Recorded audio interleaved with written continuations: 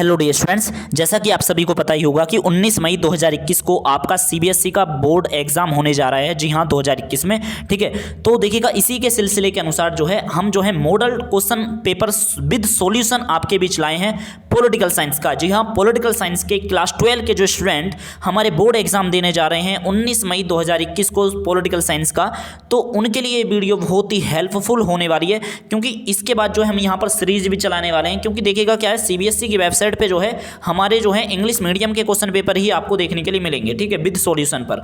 तो देखिएगा, लेकिन मैं आपको बता दूं हिंदी मीडियम में कोई भी क्वेश्चन पेपर वहां पे नहीं देखने के लिए मिलता है, तो हमने आपके लिए तैयार कराया है हिंदी में question paper, model question paper, जो 2021 में स्टूडेंट एग्जाम देने जा रहे हैं। 2021 में 19 मई 2021 को आपका एग्जाम है, जैसा कि आप सभी को पता ही होगा। तो क्लास 12 के पॉलिटिकल साइंस के स्टूडेंटों के लिए ये वीडियो बहुत हेल्पफुल होने वाली है। तो चलिए जान लेते हैं रफ्तार और विस्तार के साथ। ठीक है, तो मैंने जैसे कि आपको बता ही दिया है कि हम जो है इस वीडियो में मैं आपको आंसर के साथ बताऊंगा सभी क्वेश्चनों के। ठीक है, और आपको ये भी पता होगा कि आपके जो है एग्जाम जो है आपके क्वेश्चन पेपर का जो है पैटर्न चेंज हो गया है। अब जो है आपके मल्टी चॉइस क्वेश्चन आने स्टार्ट हो गए हैं। ठीक है, तो मल्टी चॉइस क्वेश्चन वगैरह आए हैं, क्या है क्वेश्चन पेपर का पैटर्न, सारी चीज जान लेंगे। तो देखिएगा, मैं सबसे पहले आपको बता दूं कि आपका पॉलिटिकल साइंस का जो आपका कोड है, जो आपका सब्जेक्ट कोड है, वो 028 है। 028 है। ठीक है, जैसे कि आप देख भी पा रहे होंगे 028 यहाँ पे लिखा हुआ है। ठीक है, तो चलिए मैं नीचे स्क्रॉल करके आपको सारी चीज़ बताता हूँ। तो सबसे पहले हम जो है इसके इंस्ट्रक्शन पढ़ लेते हैं। ठीक है, जो जनरल इंस्ट्रक्शन है जो, तो देखिएगा सभी क्वेश्चन जो है आपके कंपलसरी हैं। ठीक है, all the question are compulsory, यानी कि सभी प्रश्न अनिवार्य हैं। अब देखिएगा यहाँ पर जो है आपका पेपर जो है सेक्शनों में बटा हुआ है। ठीक है, सेक्शन ए के अंदर देखिएगा फर्स्ट से लेकर 16 तक जितने भी क्वेश्चन है, क्वेश्चन नंबर 1, क्वेश्चन नंबर 2, इस तरह से 16 तक जितने भी क्वेश्चन है, उसमें जितने भी क्वेश्चन आपके जो है वो ऑब्जेक्टिव क्वेश्चन है, यानी कि ऑब्जेक्टिव टाइप का मतलब है मल्टी चॉइस क्वेश्चन आप मान सकते हो। ठीक है, वस्तुनिष्ठ क्वेश्चन कह देते हैं इन्हें हिंदी में। ठीक है, वस्तुनिष्ठ क्वेश्चन। और जो आपका सेक्शन 2 है, यानी कि सेक्शन वी या खंड वी आप कह सकते हो, तो सेक्शन वी के अंदर आप देखोगे अवतरण पर आधारित क्वेश्चन है, यानी कि आप पढ़ोगे फिर उसका आपको उत्तर देना पड़ेगा। और प्रश्न नंबर 17 से लेकर 18 तक है। ठीक है, और प्रत्येक प्रश्न जो है 1 अंक का है यहाँ पर, और प्रश्न जो है बहुविकल्प पर आधारित है। ठीक है, यानी कि उसमें आपको ऑप्शन देखने के लिए मिलेंगे। ओके, तो हमने ये भी पढ़ लिया। और चौथा पॉइंट अगर इसका इंस्ट्रक्शन का पढ़ें तो इसमें दे रखा है प्रश्न संख्या 19 से 22 जो है 2 नंबर का है, एक क्वेश्चन 19 से लेकर 22 तक। और इन सवालों के जवाब, प्रत्येक जवाब जो है आपको 40 शब्दों से अधिक नहीं होना चाहिए। इंस्ट्रक्शन जो है अभी ध्यान से पढ़ लेना। ठीक है, जब आपका पेपर स्टार्ट होगा तो उसके लिए भी बहुत ही हेल्पफुल रहेगा। बिल्कुल यही पैटर्न होने वाला है, बस आपके क्वेश्चन बदल जाएंगे। ठीक है, लेकिन आपको इसके आधार पे ये पता लग जाएगा, क्योंकि हम बहुत सारे क्वेश्चन लाने हैं। अब कितने बदलेंगे, देखिएगा क्या होता है कि हम ऐसा नहीं कहेंगे कि यार 100% यही पेपर आ जाएगा, बिल्कुल नहीं। ठीक है, आपका ये मॉडल सैंपल क्वेश्चन पेपर है, एक प्रकार का प्रैक्टिस सैंपल क्वेश्चन पेपर, इस तरह का मानो। हिंदी में मैं आपके समक्ष बनाकर लाया हूं। तो चलिए हम यहाँ पर जो है 5वां पॉइंट जानते हैं। तो 5वां पॉइंट में कह रहा है कि प्रश्न संख्या 23 से 27 तक जो है प्रत्येक प्रश्न जो है 4 अंक का है, और इन सवालों के जवाब आपको 100 शब्दों से अधिक नहीं देना है। ठीक है, और प्रश्न संख्या आपका 28 और 29 जो है मानचित्र और कार्टून प्रश्नों से संबंधित है, जिनमें से प्रत्येक के अनुसार 5 अंक दिए जा सकते हैं। ठीक है, और आगे लिखा है प्रश्न संख्या 30 और 32 जो है आपकी प्रत्येक पर 6 अंक मिलेंगे, और इन प्रश्न का उत्तर जो है आपको 150 शब्दों से अधिक नहीं लिखना है। ठीक है, तो चलिए शुरू करते हैं। क्यों देरी करें, सेक्शन ए की तरफ। तो बहुत ही बेसब्री से इंतजार है कि हिंदी के सैंपल क्वेश्चन पेपर का स्टूडेंटों को। तो देखिएगा स्टूडेंटों, मैं आपसे यही कहूँगा कि आप जो है 10 ईयर खरीदते हो, या मतलब कि यू लाइक का सैंपल क्वेश्चन पेपर खरीदते हो, या एग्जाम आइडिया खरीदते हो, या मतलब कि बहुत सारे सतीश एंड ब्रदर्स का खरीदते हो, तो देखिएगा मैं आपसे यही कहूँगा कि ऑनलाइन के ज़माने में, कोरोना पैंडेमिक के दौरान, अगर आप जो है वहाँ पे जाते हो बुक डिपो पे और वहाँ से खरीद के लाते हो, तो ऐसा होता है कि यार बहुत सारे ऐसे भी स्टूडेंट हैं ना, बहुत सारे ऐसे भी स्टूडेंट हैं जो खरीद नहीं बाय कर सकते। यार उनके लिए जो है बहुत ही मेहनत करी, और इसके बीच जो है हम सैंपल क्वेश्चन पेपर हमने तैयार करा और आपके बीच वीडियो प्रेजेंट हम करने जा रहे हैं। तो चलिए शुरू करते हैं यार। इसलिए मैं चाहूँगा कि आप हमारे चैनल को पहले ही सब्सक्राइब कर दें और वीडियो को लाइक कर दें, और वीडियो अंत तक जरूर देखते रहें। ठीक है, तो चलिए जानते हैं। तो देखिएगा, मैंने पहले ही बता दिया, आंसर भी बताऊंगा साथ साथ। ठीक है, सभी क्वेश्चनों के। तो चलिए जानते हैं। तो देखिएगा, पहला हमारा क्वेश्चन आया है सबसे पहला सेक्शन ए के अंदर, निम्नलिखित में से कौन सा काल दूसरे विश्व युद्ध का समय है। तो फर्स्ट चैप्टर से ये क्वेश्चन है। ठीक है, फर्स्ट चैप्टर से ये क्वेश्चन है। अगर मैं इंग्लिश में बता दूं तो ये जो है यहाँ पर पूछ रहा है time period of world war 2। ठीक है, तो कौन सा है बताइए। Option number A 1935 to 1945, 1939 to 1945, 1940 से 1950, 1940 1945 से 1950। तो बताइए इसका समय काल क्या है दोस्तों, बताइए जल्दी से। तो अगर आपको पता है तो जल्दी बताइए, तो नहीं आ रहा है याद तो देखिएगा इसका जो सही उत्तर है दोस्तों वो आपको पता होना चाहिए 1939 टू 1945। 1939 टू 1945 हमारा सेकेंड वर्ल्ड वॉर का समय है, ठीक है, याद रहेगा दोस्तों। सेकेंड वर्ल्ड वॉर का जो हमारा समय है वो क्या है, 1939 टू 1945। ओके, तो आगे बात करें तो फिल इन द ब्लैंक्स है हमारा, देख सकते हो, खालिस्तान भरें, संयुक्त राज्य अमेरिका और अभी जरा 1 मिनट रुकिए, तो इसमें लिखा हुआ है संयुक्त राज्य अमेरिका और डैश के बीच चले वैचारिक युद्ध को शीत युद्ध कहा जाता है, ठीक है। तो देखिएगा बड़ा ही शानदार और सिंपल सा क्वेश्चन आपसे पूछा है, ठीक है, कितना शानदार क्वेश्चन पूछा है, इससे सिंपल कोई क्वेश्चन हो सकता है, खालिस्तान बनना है। तो देखिएगा आपको पता है कि कोल्ड वॉर किन के बीच हुआ, संयुक्त राज्य अमेरिका और सोवियत संघ, ठीक है। तो और जहां पे लिखा हुआ है ना डैश, डैश में आपको क्या भरना है, सोवियत संघ भरना है, ठीक है। तो सोवियत संघ के बीच चले वैचारिक युद्ध को क्या कहते हैं, शीत युद्ध कहा जाता है। ओके, अगला क्वेश्चन है हमारा, किस संधि का संबंध यूरोपीय संघ के गठन से है, ठीक है। तो किस संधि का संबंध यूरोपियन यूनियन आपने जरूर पढ़ा होगा, तो यूरोपियन यूनियन के संघ का जो इस्टेब्लिश हुआ वो किस संधि के द्वारा हुआ, तो मास्ट्रिस्ट संधि या बेलग्रेड संधि या बैंकॉक संधि या लंदन संधि, संधि को इंग्लिश में ट्रीटी बोलते हैं, ठीक है, ट्रीटी। तो देखिएगा दोस्तों आप सभी को पता होना चाहिए कि यूरोपियन संघ का या यूरोपीय संघ या यूरोपियन यूनियन जिसे आप शॉर्ट में यू बोल देते हो, EU, ठीक है।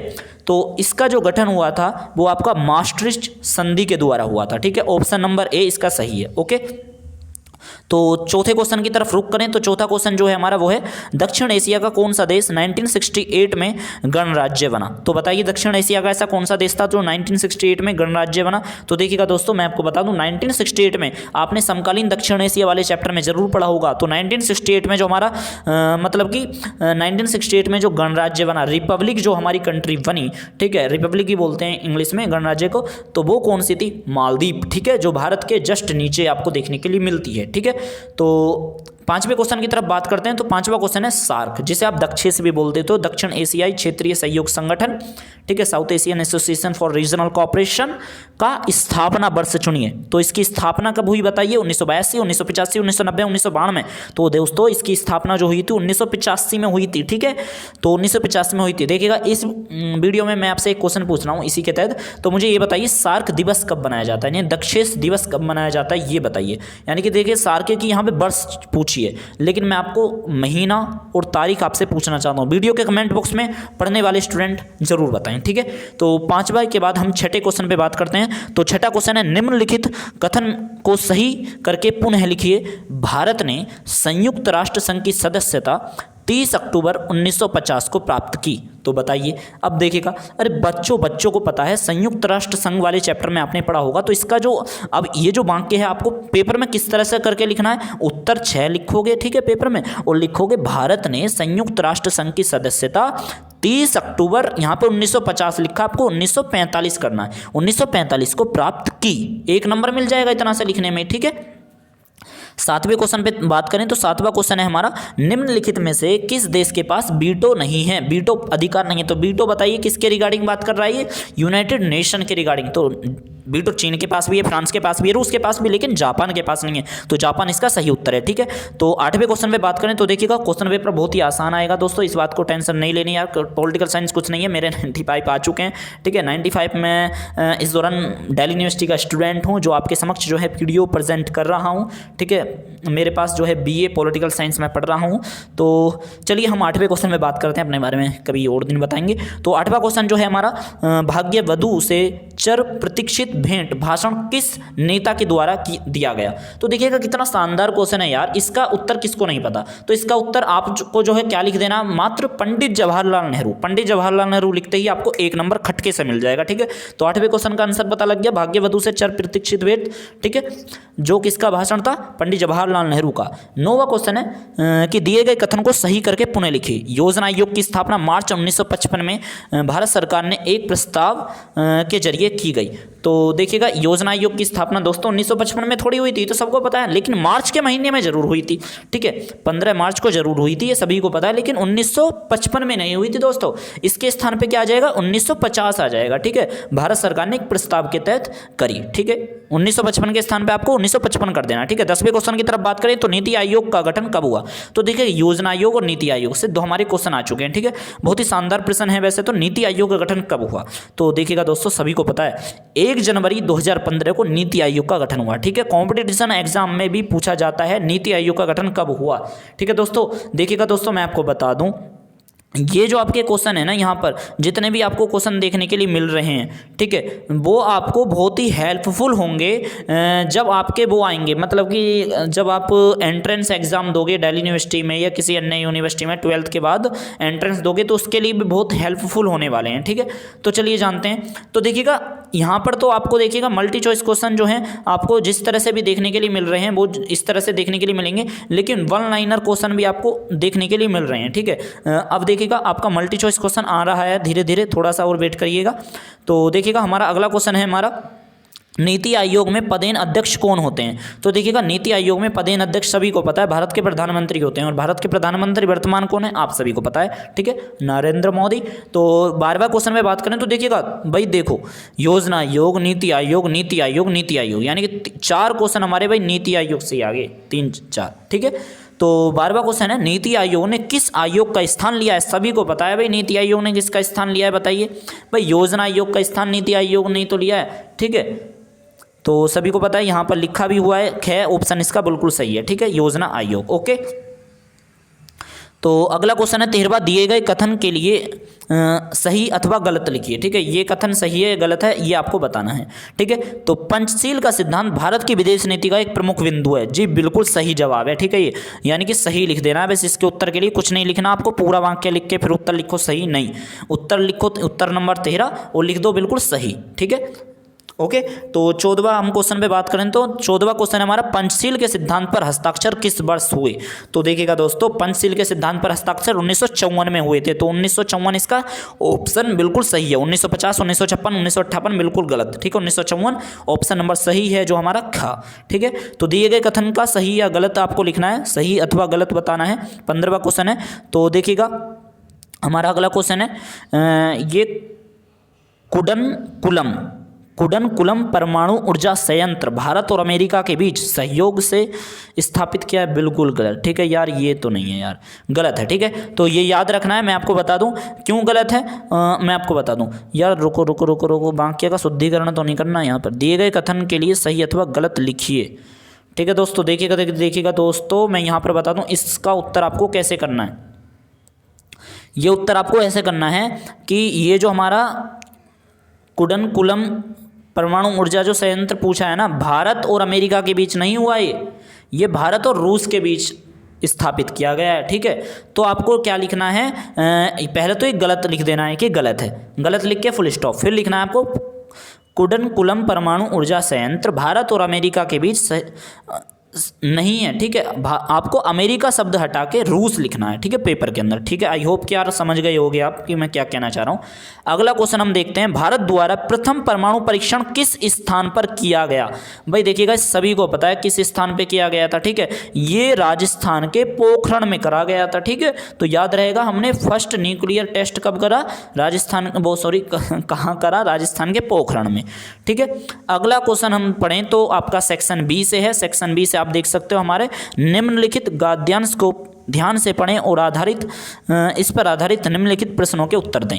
ठीक है, तो आपको प्रश्नों के उत्तर जो देने हैं वो यहाँ पर ये 4 नंबर का टोटल आपका प्रश्न है 17वां, और 1+1+1 का आपका ये पेपर है। ठीक है, यानी कि क्वेश्चन है, तो हम इसे पढ़ते हैं। चलिए, पढ़ लेने में ही भलाई है दोस्तों, क्योंकि मैं ऐसे कह दूं यार स्क्रीनशॉट ले लो तो मेरे हिसाब से हो सकता है कोई नहीं लेता।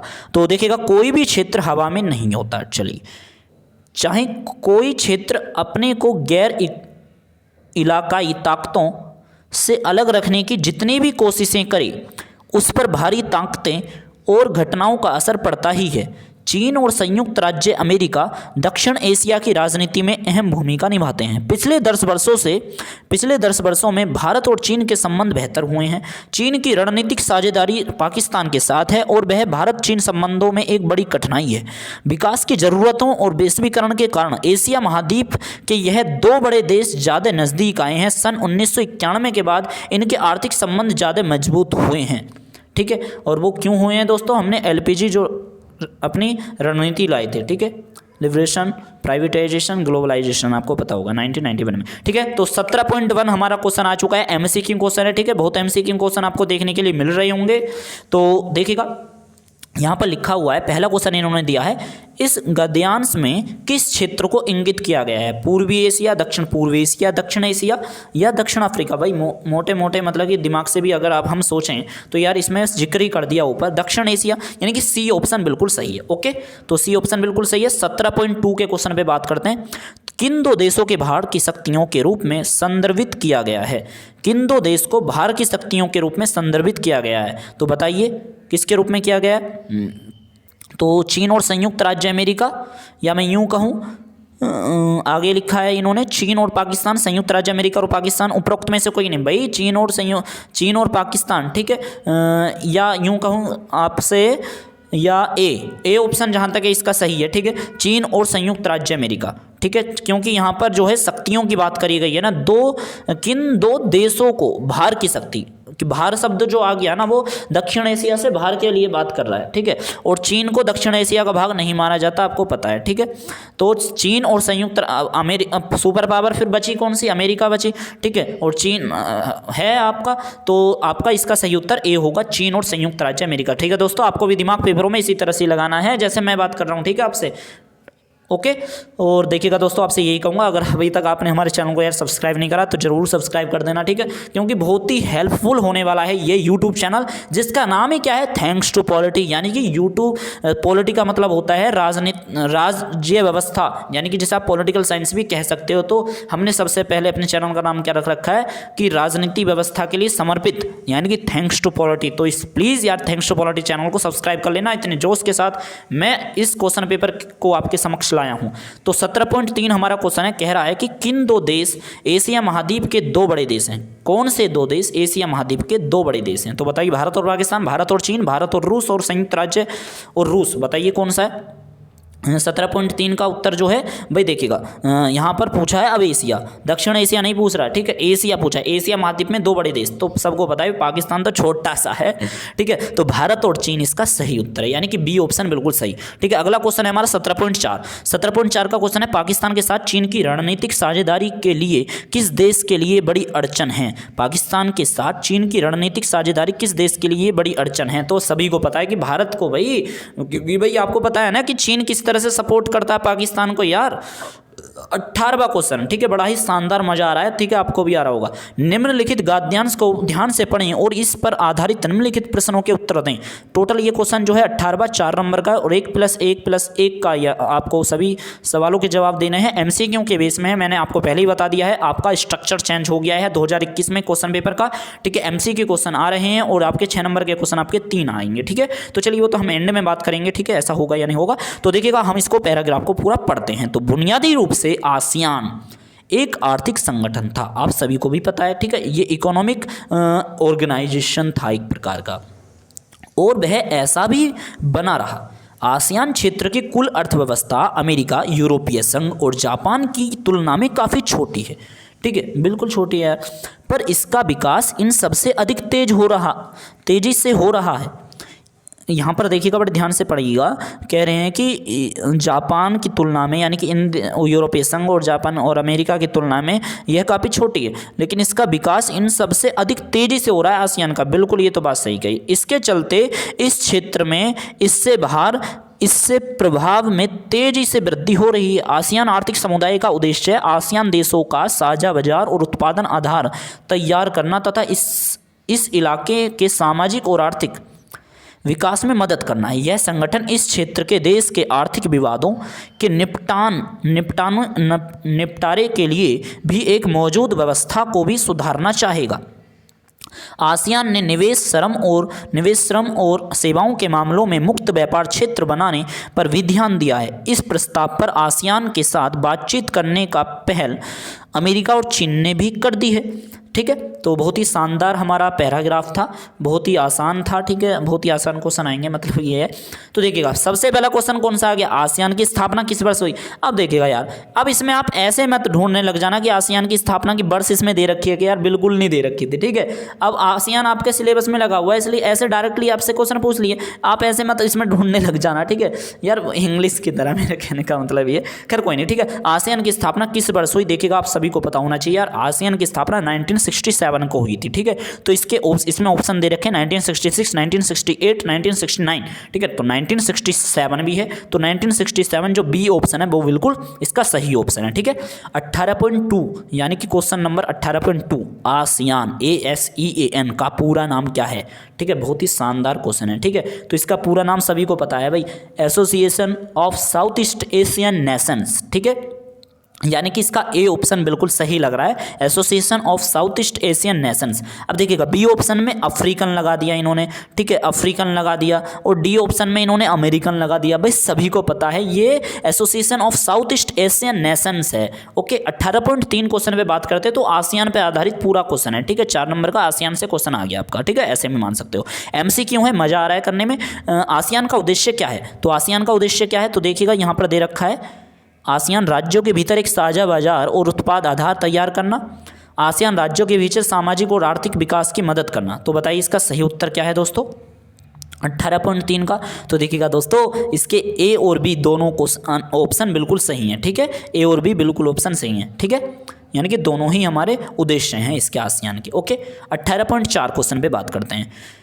तो कौन से देश आसियान के साथ मुक्त व्यापार क्षेत्र पर बातचीत करने के लिए पहले ही तेजी से आगे बढ़ चुके हैं, बताइए। भाई सभी को पता है, अमेरिका और चीन। ठीक है भाई, आसियान के साथ जो है फ्री ट्रेड एरिया पे जो हमारे एग्रीमेंट के लिए बातचीत करने के लिए जो तैयार हैं, वो ए ऑप्शन बिल्कुल सही है, संयुक्त राज्य अमेरिका और चीन। ठीक है, चिली तो आपने नाम ही नहीं सुना होगा। ठीक है, चीन और पाकिस्तान बिल्कुल नहीं। ठीक है, संयुक्त राज्य और बांग्लादेश। देखिएगा ऑप्शन इतने आसान है ना आगे के, मतलब कि यार मोटे तौर पे भी हम समझे कि यार अमेरिका और चीन इसका सही उत्तर है। ठीक है, तो हम बात करते हैं अब अपने सेक्शन सी की तरफ। तो सेक्शन सी आ चुके हैं, MCQ 1 नंबर के क्वेश्चन हमारे सभी खत्म हो गए हैं, जिसे हमें CBSE ने बताया था इनको वस्तुनिष्ठ प्रश्न। ठीक है, तो हमने उनको भी पढ़ लिया, अवतरण वाले प्रश्न भी पढ़ लिए हमने। ठीक है, अवतरण का मतलब यही है जो पैराग्राफ दे रखा था और हम हमारी किताब से जुड़ा हुआ, और हमने उनके क्वेश्चन के साथ आंसर भी जाने। ठीक है, सेक्शन सी की तरफ बात करते हैं। तो देखिएगा सेक्शन सी का पहला क्वेश्चन है, 2 ध्रुवीय विश्व से क्या अभिप्राय है, इसका अंत कब हुआ। ठीक है, ये क्वेश्चन आपका 2 नंबर का है। ठीक है, 2 नंबर का क्वेश्चन है। ओके, तो देखिएगा आपको क्या लिखना है इसमें, तो देखिएगा मैं बता दूं। देखिएगा सभी को पता है 2 ध्रुवीय विश्व से क्या अभिप्राय है। तो देखिएगा पूरा विश्व को 2 गुटों में बट जाना, यानी कि एक पूंजीवादी अर्थव्यवस्था यानी कि अमेरिका के साथ, और दूसरी साम्यवादी अर्थव्यवस्था यानी कि सोवियत संघ के साथ। ठीक है, इतना लिख देना, यही 2 ध्रुवीय विश्व व्यवस्था है। और इसमें फिर दूसरा क्वेश्चन पूछा इसका अंत कब हुआ, तो लिख देना दोस्तों इसका अंत जो हुआ था 25 दिसंबर 1991 में हुआ। आप सन लिख देना, इतनी डेट मत लिखना, 1991 में हुआ बस। ठीक है, तो 2 नंबर मिल जाएंगे बस इतना से लिखते ही। 20वां प्रश्न है, वर्तमान में सत्ता के नए केंद्र कौन कौन से माने जाते हैं, स्पष्ट कीजिए। 2 नंबर का क्वेश्चन है। ठीक है, तो सत्ता के नए केंद्र, न्यू सेंटर्स ऑफ पावर, जो आपका नया चैप्टर बनाया गया है CBSE के द्वारा। ठीक है, मतलब कि नया मॉडिफाई कर दिया आपके चैप्टर का नाम। तो बताइए यार, जो भी इस चैप्टर में आप टॉपिक पढ़ते हो वो सारे टॉपिक इसमें आ जाएंगे, बस सिंपल है। तो इस चैप्टर में आप कौन कौन से, न्यू सेंटर्स ऑफ पावर वाले चैप्टर में कौन कौन से टॉपिक पढ़ते हो, यूरोपियन यूनियन, आसियान, दक्षेश और ब्रिक्स। ठीक है यार, यानी कि इसमें ना देख ध्यान से सुनिएगा, केंद्र पूछे हैं, सत्ता के नए केंद्र। ठीक है, यहाँ पर अगर देश का नाम पूछता तो हम देश लिखते, लेकिन यहाँ पर आपको ऑर्गेनाइजेशन के बारे में बात करनी है, क्योंकि वर्तमान में सत्ता के नए केंद्र कौन कौन से माने जाते हैं। ठीक है, तो यूरोपियन यूनियन, आसियान, दक्षेश और ब्रिक्स। ठीक है, एंड में आप भारत भी लिखना चाहो लिख देना, कोई दिक्कत नहीं। ठीक है, 21वां क्वेश्चन है आपका, स्वतंत्रता के समय देश को किन प्रमुख चुनौतियों का सामना करना पड़ा। हमारी ये स्वतंत्र भारत की राजनीति वाली किताब से प्रश्न आपको देखने के लिए मिल गया। ठीक है, तो आप सभी को पता होना चाहिए कि स्वतंत्रता के समय देश को किन प्रमुख चुनौतियों का सामना करना पड़ा। तो भाई ये क्वेश्चन 2 नंबर का है। ठीक है, तो आपको सभी को पता है कि हमारी 3 चुनौती थी भाई। एकता के सूत्र में बांधना, इतने देसी रजवाड़े थे, देसी राजे रजवाड़े 565 देसी रियासतें, उनको एक सूत्र में बांधने की एक चुनौती नंबर 1।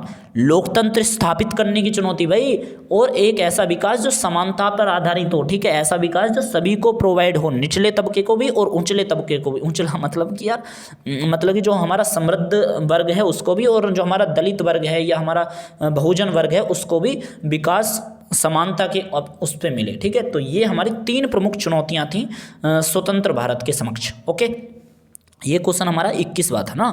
22वां क्वेश्चन है, राष्ट्रीय आपातकाल के कोई 2 प्रभाव लिखो। राष्ट्रीय आपातकाल के यानी कि नेशनल इमरजेंसी। अरे यार ये क्वेश्चन हमारा 22वां है ना। हाँ 22वां।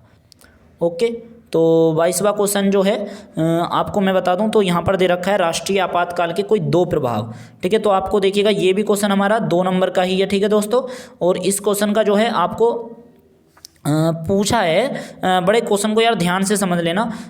नेशनल इमरजेंसी के जो 2 इम्पैक्ट पड़े वो क्या पड़े, तो देखिएगा नंबर 1 इम्पैक्ट जो पड़े थे आपका जो है भाग 3 निलंबित हो गया। अब भाग 3 में क्या था, अब मैं देखिएगा इनडायरेक्ट बताया आपको, पेपर में इस तरह से नहीं लिखना। ठीक है, यानी कि भाग 3 में मौलिक अधिकार है संविधान के, तो मौलिक अधिकार निलंबित हो गए थे, आपको पता होना चाहिए। ठीक है, मौलिक अधिकार निलंबित हो गए।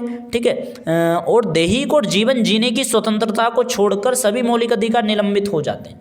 ठीक है, तो यानी कि देखिएगा मैं आपको बता दूं, दैहिक और जीवन जीने की स्वतंत्रता को छोड़कर सभी मौलिक अधिकार निलंबित हो जाते हैं। ऐसा मतलब कि यहाँ पर लिखा हुआ है कि राष्ट्रीय आपातकाल के 2 प्रभाव लिख के, अगर नेशनल इमरजेंसी लगती है तो उसके जो है 2 प्रभाव क्या होंगे, तो आपके मौलिक अधिकार निलंबित हो जाएंगे, जिसके अंदर आपके दैहिक और जीवन जीने की स्वतंत्रता को छोड़कर सभी मौलिक अधिकार निलंबित हो जाएंगे। ठीक है, तो 2 प्रभाव लिखने के लिए पूछा है यहाँ पे। ठीक है, तो आपको बता देना है। ठीक है, मैंने आपको बता दी भाग 3 के अंदर आपके मौलिक अधिकार निलंबित हो जाते हैं भाग 3 में, और केवल कौन से को छोड़कर, आर्टिकल 20 और 21 दैहिक और जीवन जीने की स्वतंत्रता को छोड़कर सारे मौलिक अधिकार निलंबित हो जाते हैं। ठीक है, इतना लिखते ही आपको कितने नंबर मिलेंगे, 1+1। अब आप कहोगे यार 1+1 लिखा हुआ है, तो देखो पहले तो आपको बताना है कि मौलिक अधिकार निलंबित होंगे, फुल स्टॉप। ठीक है, इतना बता दिया। फिर पूछा है इन्होंने कि 2 प्रभाव लिखने हैं। ठीक है, अब देखिएगा दैहिक और जीवन जीने की स्वतंत्रता को छोड़कर सभी मौलिक अधिकार निलंबित हो जाते हैं, इतना लिख देना। ठीक है, और जो है दूसरा आप क्या लिखोगे इसमें, और दूसरा पॉइंट ये लिख देना दोस्तों, सत्ता का केंद्रीकरण, यानी कि पावर जो है, या मैं यूँ कहूँ सरकार जो है वो किसके हाथ में आ जाती है जब नेशनल इमरजेंसी लगती है। सत्ता जो है दोस्तों सेंट्रल के हाथ में आ जाती है पूरी तरह से, यानी कि जितनी भी राज्य सरकार है तो वो सारी चीज़ मतलब कि नियंत्रण नहीं कर पाती, वो जो है सेंट्रल ही अपने कंट्रोल में कर लेता है फिर उसको। ठीक है, तो सत्ता का क्या हो जाता है, केंद्रीकरण। ठीक है, सेंटर के अंतर्गत सारी चीज़ काम करने लग जाती है, तो जितनी भी शक्तियाँ हैं, जितनी भी पावर हैं, वो सारी संघ सरकार के हाथों में केंद्रित हो जाती हैं। ठीक है, तो 2 प्रभाव आप लिख लोगे बड़े आसान से कि पहला सत्ता का केंद्रीकरण हो जाता है, हेडिंग डालना, फिर मौलिक अधिकार निलंबित हो जाते हैं, फिर ये हेडिंग डालना। ठीक है, मौलिक अधिकार निलंबित जो होते हैं वो आर्टिकल 20 और 21 को छोड़कर सभी अधिकार निलंबित हो जाते हैं, और सत्ता का केंद्रीकरण हो जाता है। 2 नंबर मिल जाएंगे 2 पॉइंट लिखने के। ठीक है, समझ में आ गया। अगले क्वेश्चन में बात करें, अगला क्वेश्चन देखिएगा 22 में अथवा में आया है, या तो ऊपर वाला क्वेश्चन कर लेना आप या नीचे वाला क्वेश्चन कर लेना। ठीक है, तो नीचे वाला क्वेश्चन पूछा है इन्होंने, केंद्रीय स्तर पर गठबंधन सरकारों का युग कब शुरू हुआ, राजनीतिक गठबंधन से क्या अभिप्राय है। ठीक है, पहले देखिएगा यहाँ पर पूछा है कब। ठीक है, कब शुरू हुआ, 1 नंबर इसमें होगा जहाँ तक है, तो ये क्वेश्चन भी इसी मोड में है जैसे ये है 1+1 में। ठीक है, यहाँ पे यानी कि इन्होंने 2 क्वेश्चन पूछे हैं इसी के अंदर। तो केंद्रीय स्तर पर गठबंधन सरकारों का युग कब शुरू हुआ बताइए भाई। 1989 में शुरू हुआ था गठबंधन सरकारों का युग, तो ठीक है। और कह रहा है राजनीतिक गठबंधन से क्या अभिप्राय है भाई, पॉलिटिकल जो अलायंस होता है उसका क्या मतलब है, 2 या 2 से अधिक पार्टियां जब मिलकर सरकार बनाने का प्रयास करती हैं तो गठबंधन कहलाता है, सिंपल। ठीक है, आ गया समझ में दोस्तों। अब बात करते हैं हम अपने सेक्शन डी की तरफ, तो सेक्शन डी में बात करेंगे 23वें क्वेश्चन की। ठीक है, तो 23वां क्वेश्चन दोस्तों अब तक आपको बिल्कुल शानदार तरीके से समझ में आ रहा होगा। ठीक है, चैनल को यार जरूर ज़रूर सब्सक्राइब करके जाना, इस बात का ध्यान रखना, ठीक है। क्योंकि हम इस वीडियो के बाद और वीडियो भी लाएंगे, लेकिन जब भी लाएंगे दोस्तों यार कमेंट करोगे, कमेंट नहीं करोगे, आपकी क्वेरीज नहीं आएंगी तो कौन कर रहा है, ठीक है। मेरे अंदर भी तो मोटिवेशन जब भी मिलेगा ना, जब आप कमेंट करोगे। तो वीडियो देखते रहिए, ठीक है, और बड़े ही शानदार तरीके से मैं सभी के उत्तर आपको देने वाला हूँ, ठीक है। यार पूरा पेपर आसान है यार, हो सकता है देखिएगा ये मेरे लिए आसान हो, लेकिन आप सोच रहे होगे कि यार नहीं, देखिएगा अगर आप बाकी में अगर आप पढ़ोगे ना यार, बिल्कुल पेपर बहुत आसान है। अब तक का क्वेश्चन जो है सारे ही आसान आते जा रहे हैं, ठीक है। 23वां क्वेश्चन है हमारा, स्वतंत्रता के शुरुआती दशकों के दौरान कांग्रेस पार्टी के प्रभुत्व के क्या कारण थे? कोई 4 कारण लिखे, ठीक है भाई। देखिएगा सीधा सीधा क्वेश्चन पूछा है, एक दल के प्रभुत्व का दौर जो आपका चैप्टर था, ठीक है। कांग्रेस के प्रभुत्व के क्या कारण थे? कोई 4 कारण बताने, और ये क्वेश्चन 4 नंबर का है, ठीक है। 1x4 यानी कि आपको 4 हेडिंग बनानी है इस पॉइंट में भाई, सीधी सीधी बात है, ठीक है। और 4 हेडिंग बना के एक्सप्लेन करना पड़ेगा, ठीक है। तो चलिए मैं आपको बता देता हूँ। तो देखिएगा सबसे पहला कारण कि शुरुआती दशकों के दौरान कांग्रेस पार्टी के प्रभुत्व के कारण जो थे, उसमें सबसे पहला पॉइंट जो हम बात करेंगे तो वो क्या है? तो देखिएगा हम बात करेंगे सबसे पुरानी ज्ञात पार्टी थी, ठीक है। और इसकी स्थापना देखिए, पहले तो आपको देखिएगा यार देखिए दोस्तों 4 नंबर का पेपर है, वो सॉरी 4 नंबर का आपका ये क्वेश्चन है। तो इसकी आपको शुरुआत यार थोड़ी ना अलग स्टाइलिश करनी है, ऐसे नहीं कि जो आपने और पेपर कर दिए उसकी तरह आप कर दोगे या और क्वेश्चन कर दिए, नहीं यार। ये 4 नंबर का क्वेश्चन है, इसको ढंग से करना है। पहले भूमिका लिखना है, ठीक है। कैसे करना है मैं आपको बता दूं। पहले आपको लिखना है कि शुरुआती दशकों के दौरान कांग्रेस पार्टी के प्रभुत्व के कारण, ठीक है। एक आपको कोमा मतलब कि लाइन खींच देनी है, फिर लिखनी है भूमिका। भूमिका में देखिएगा क्या क्या लिखना है। भूमिका में आप लिख देना दोस्तों, जैसे सबसे पुरानी ज्ञात पार्टी कांग्रेस पार्टी की स्थापना 1885। अब देखिएगा आपको पता हो तो इसकी स्थापना जो है 28 दिसंबर 1885 को हुई थी। अगर आप इसकी फुल डेट लिख दोगे तो बहुत अच्छा हो जाएगा, ठीक है। इस प्रकार यह भारत के नागरिकों को वोट देने के लिए सबसे पुरानी पार्टी बनी थी, ठीक है। तो इतना लिख देना, इतना लिख दिया, ये आपकी भूमिका बनेगी। उसके बाद आपको क्या करना है, हेडिंगें बनानी है, ठीक है। हेडिंग बना लोगे तो अब देखिएगा हेडिंग बनाते हैं और इसके अंदर छोटे छोटे से यार मतलब उस पॉइंट को थोड़ा सा एक्सप्लेन कर दो, बस सिंपल, ज़्यादा वो थोड़ी है इसमें लॉन्ग ज़्यादा।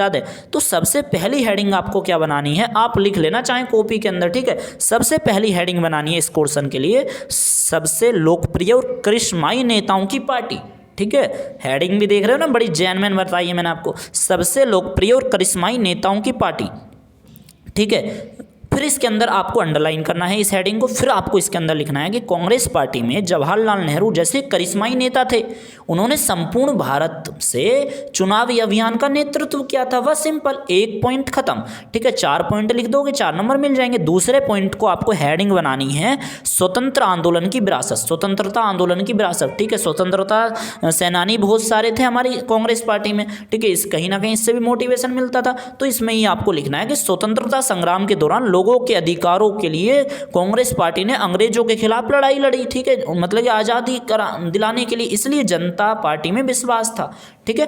तीसरी आपको हेडिंग बनानी है दोस्तों, सबसे बड़ा ही संगठित नेटवर्क था, ठीक है। इसके अंतर्गत आपको लिखना है कि कांग्रेस पार्टी का नेटवर्क बहुत बड़ा था। ऐसा नहीं कह सकते कि केवल जो है हमारा पूर्वी पश्चिमी यूपी तक ही सीमित रह गया, या आपका दक्षिण भारत तक ही कांग्रेस का वो रहा, बिल्कुल नहीं, ठीक है। पूरे भारत में अच्छा बहुत मतलब कि आपका देशव्यापी नेटवर्क था कांग्रेस का उस दौरान, ठीक है दोस्तों। और पूरे भारत में लोग इस पार्टी के लिए काम भी कर रहे थे। और वार्षिक बैठक देश जो हमारी जो है अगर देखा जाए तो देश के विभिन्न स्थानों पर आयोजित की जाती थी, जो हमारी एनुअल बैठक थी, जो साल के एंड में आयोजित की जाती, ठीक है। दिसंबर के महीने में ज़्यादातर ऑर्गेनाइज की जाती थी इसका, ठीक है। अब आपका 3 पॉइंट मैंने आपको बताया था। चौथा पॉइंट आपको इसमें लिखना है चुनाव लड़ने में अनुभव, ठीक है। चुनाव लड़ने में एक्सपीरियंस था बहुत ज़्यादा, ठीक है। फर्स्ट इलेक्शन था क्योंकि। अब देखिएगा इसके अंदर आपको लिखना है चुनाव लड़ने में अनुभव, चुनाव लड़ने का अनुभव लिख देना, हेडिंग बना देना। इसके अंदर फिर लिख देना यार कि कांग्रेस पार्टी के पास स्वतंत्र भारत में प्रथम चुनाव से पूर्व लड़ने का अनुभव था, ठीक है। यानी कि देखिएगा मैं इसमें कहना चाह रहा हूँ कि कांग्रेस पार्टी के पास जो है स्वतंत्र भारत में प्रथम चुनाव लड़ने से पूर्व चुनाव लड़ने का अनुभव था, क्योंकि यार पहले से ही चुनाव लड़ चुकी थी और फर्स्ट इलेक्शन में जीतना उसे ही था, ठीक है। क्योंकि पहले से चुनाव वो हुए थे ना हमारे, जैसे आप अस्थायी चुनाव कहते हो, वो जो हुए थे हमारे, ठीक है। अंतरिम सरकार कहते हैं ना उसे, हाँ। और ब्रिटिश शासन के दौरान पार्टी ने हमारे राज्य स्तर या प्रांतीय चुनावों के लिए भी चुनाव लड़ा था, किंतु स्वतंत्र भारत के नवगठित पार्टियों को चुनाव लड़ने का अनुभव नहीं था। ठीक है, जो स्वतंत्र भारत की जो नई नई पार्टियां थी, बात यार ये है। ठीक है, अगला आपको लिखना है कि first past the post system का लाभ मिला। दोस्तों बहुत ही अच्छे अच्छे पॉइंट बता रहा हूँ दोस्तों, और पेपरों में टीचर जो मैं आपको 5 पॉइंट बता रहा हूँ, 5 में से कोई 4 लिख देना। ठीक है, और आपको पूरे पूरे नंबर मिलेंगे। ठीक है, 5 पॉइंट मत लिखना, 4 ही लिखने हैं। ठीक है, तो जो हमारा first past the post system, जिसे आप हिंदी में बोलते हो, आपको इसकी हेडिंग बनानी है। मतलब कि जैसे मैं आपको बता दूं कि सर्वाधिक मत से जीत वाली चुनाव प्रणाली का इन्हें बेनिफिट मिला, यानी कि आप लिखिएगा सर्वाधिक मत से जीत वाली प्रणाली का लाभ मिला। ठीक है, इसके अंदर फिर आपको लिखना है कि भारतीय चुनाव प्रणाली में जो आगे वही जीते व्यवस्था है। ठीक है, अर्थात जिस उम्मीदवार को आधे से अधिक वोट नहीं मिले हैं, लेकिन उम्मीदवार को मतलब कि देखा जाए तो, लेकिन अन्य उम्मीदवार की तुलना में जो अदर कैंडिडेट खड़े हुए हैं उसकी तुलना में केवल 1 वोट से भी आगे है, तो उसे विजेता घोषित कर दिया जाएगा। इससे कांग्रेस पार्टी को फायदा हुआ, जिसे 1952 में चुनाव में केवल 45 वोट मिले, लेकिन 74 सीटों के लिए विजेता घोषित किया गया। ठीक है, जहां एक सोशलिस्ट पार्टी ने 10% वोटों के साथ 3% सीटें जीती थी, और वहीं जो है दूसरे स्थान पर रही थी हमारी सोशलिस्ट पार्टी। ठीक है, तो देखिएगा दोस्तों, मैंने आपको कोई इंपॉर्टेंट जो हैं ये आपको 4 पॉइंट आपको लिख देने हैं, मैंने आपको यहाँ पर 5 पॉइंट आपको बता दिए। ठीक है, तो 24वें क्वेश्चन पे बात करते हैं। 24वां क्वेश्चन बड़ा चैनमैन लग रहा है यार, नया क्वेश्चन है, नए सिलेबस पर आधारित है। ठीक है, बड़ा ही मजेदार क्वेश्चन है 24वां भी। भारतीय राजनीति में राम मनोहर लोहिया का क्या योगदान था? 4 नंबर का क्वेश्चन है। ठीक है, किस तरह से करना है, सारी मेरी स्पीच को ध्यान से सुनिएगा। ठीक है, पहले तो आपको लिखना है उत्तर नंबर 24। ठीक है, अच्छी बारी राइटिंग में लिखना दोस्तों। ठीक है, अब लिखते हैं कि क्वेश्चन क्या है। ठीक है, क्वेश्चन में फिर आपको लिखना है कि भारत की राजनीति में राम मनोहर लोहिया का एक संक्षिप्त टिप्पणी लिखे, या आपका मान लीजिए क्वेश्चन है। ठीक है, यही तो है ना, क्या योगदान था। तो आप या तो यूँ लिख दो कि संक्षिप्त टिप्पणी निम्न अनुसार है, या मतलब कि ये भी लिख सकते हो लोहिया का योगदान निम्न अनुसार है, ऐसे भी लिख सकते हो। ठीक है, तो आपको भूमिका में देखिएगा इसमें इतना लिखना है कि राम मनोहर लोहिया जाने माने समाजवादी नेता थे। ठीक है, मतलब यार कुछ ना यार भूमिका में ना 1 पॉइंट 2-3 लाइन जरूर डाल दिया करो, तो 1 पॉइंट आपने डाल दिया। फिर आपको इसके 4 पॉइंट मैं आपको बताऊंगा पहले की तरह ही 4 नंबर के क्वेश्चनों के अकॉर्डिंग। ठीक है, फिर आपको इसके अंदर लिखना है। तो चलिए शुरू हो जाइए पेन कॉपी को लेकर और मेरी स्पीच सुनने को लेकर। ओके, तो चलिए हम बताते हैं। तो देखिएगा, जो हमारे राम मनोहर लोहिया थे दोस्तों, ये सोशलिस्ट पार्टी के संस्थापक सदस्य रह चुके थे। ठीक है, तो हेडिंग क्या बनानी है आपको, सोशलिस्ट पार्टी के संस्थापक सदस्य थे। ठीक है, तो फिर इसके अंदर आपको लिखना है हेडिंग बना के, राम मनोहर लोहिया कांग्रेस सोशलिस्ट पार्टी के साथ कांग्रेस पार्टी में शामिल हो गए। बाद में 1948 में वह सोशलिस्ट पार्टी और फिर यूनाइटेड सोशलिस्ट पार्टी के संस्थापक सदस्य बन गए। ठीक है, इतना लिख देना बस, 1 पॉइंट खत्म। फिर आप लिखना सेकंड पॉइंट, लोकसभा सदस्य। ठीक है, लोकसभा सदस्य क्योंकि पूछा है इंडियन पॉलिटिक्स में राम मनोहर लोहिया का क्या योगदान था। ठीक है, तो ये लोकसभा के सदस्य भी रह चुके थे, तो दूसरे पॉइंट में आपको लिखना है लोकसभा सदस्य। और फिर लिखना है इसके अंदर आपको, उन्होंने लोकसभा के लिए उपचुनाव लड़ा, उन्होंने फारुखाबाद, ठीक है फर्रुखाबाद कहते हैं, फर्रुखाबाद सीट से चुनाव जीता और 1963 से 1967 तक संसद के सदस्य बने। ओके, फिर आपको थर्ड पॉइंट इसका लिखना है, समाजवाद का सिद्धांत इन्होंने दिया। ठीक है, जो बहुत ही ज़्यादा इंपॉर्टेंट है दोस्तों, समाजवाद का सिद्धांत। ओके, तो समाजवाद का सिद्धांत इन्होंने दिया। इसके अंदर आपको लिखना है फिर, उन्होंने यूरोपीय समाजवाद के सिद्धांत के अलावा लोकतांत्रिक समाजवाद का सिद्धांत दिया। उनका मुख्य ध्यान लोकतंत्र में समानता पर था। ठीक है, लोकतंत्र के अंदर इक्वलिटी होनी चाहिए। ठीक है दोस्तों, इक्वलिटी पे ज़्यादा जोर देते थे कि बहुजन जो तबका है, जो पिछड़ा तबका है, उसको भी वही सुविधाएं मिलनी चाहिए जो फ्रंट वाले व्यक्ति को मिल रही हैं। ठीक है, तो ऐसा बताया था। चौथा पॉइंट आपको क्या लिखना है, चौथा पॉइंट लिखना है गैर कांग्रेसवाद।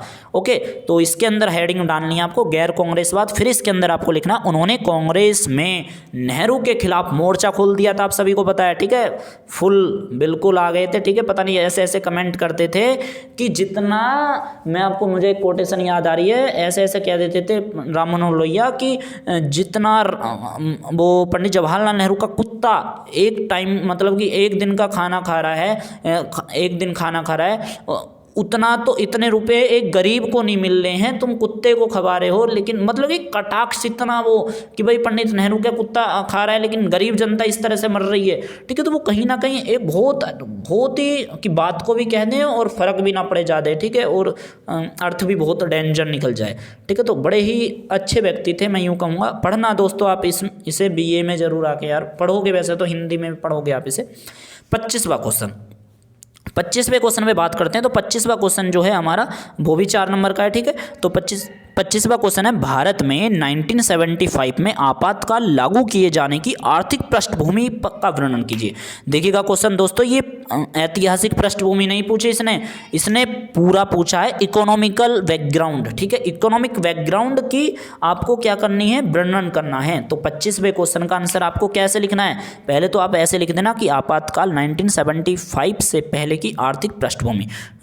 देखिएगा जरा 1 मिनट, 1975 में आपातकाल लागू किए जाने की आर्थिक पृष्ठभूमि का वर्णन कीजिए, ठीक है। तो आपको हेडिंग क्या डाल देनी है, पहले हेडिंग डाल देनी है इसमें, मतलब कि हेडिंग क्या, मतलब कि क्वेश्चन को इस तरह से लिख देना कि आपातकाल 1975 से पहले की आर्थिक पृष्ठभूमि, इस तरह से आप लिख देना। तो इसमें नंबर 1 पॉइंट आप लिखना दोस्तों, मैं आपको बता रहा हूँ बहुत सारे पॉइंट इसमें बताऊँगा छोटे छोटे में। पहला लिखना पूर्वी पाकिस्तान से शरणार्थी, ठीक है।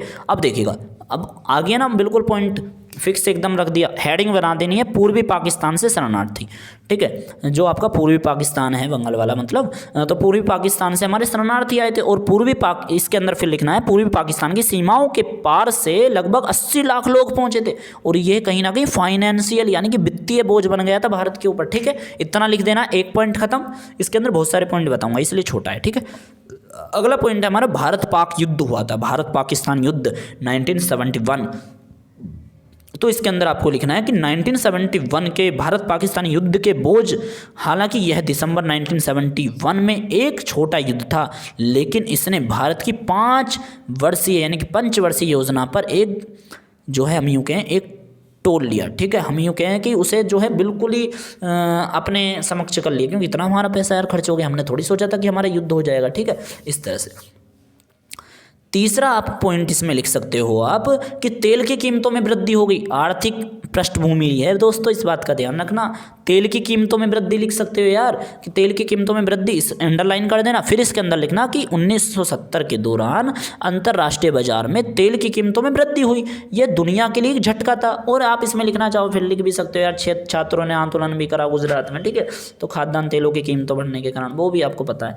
तो फिर आप अगला लिख सकते हो मानसून की विफलता, ठीक है। तो 1972 और 73 के दौरान मानसून में विफलता थी, ठीक है। इसके कारण कृषि उपज में गिरावट देखी गई और खाद्यान्न के उत्पादन में 8% की गिरावट भी आ गई थी, ठीक है, ठीक है। तो क्वेश्चन भी पूछा गया था आपातकाल लागू किए जाने की आर्थिक पृष्ठभूमि।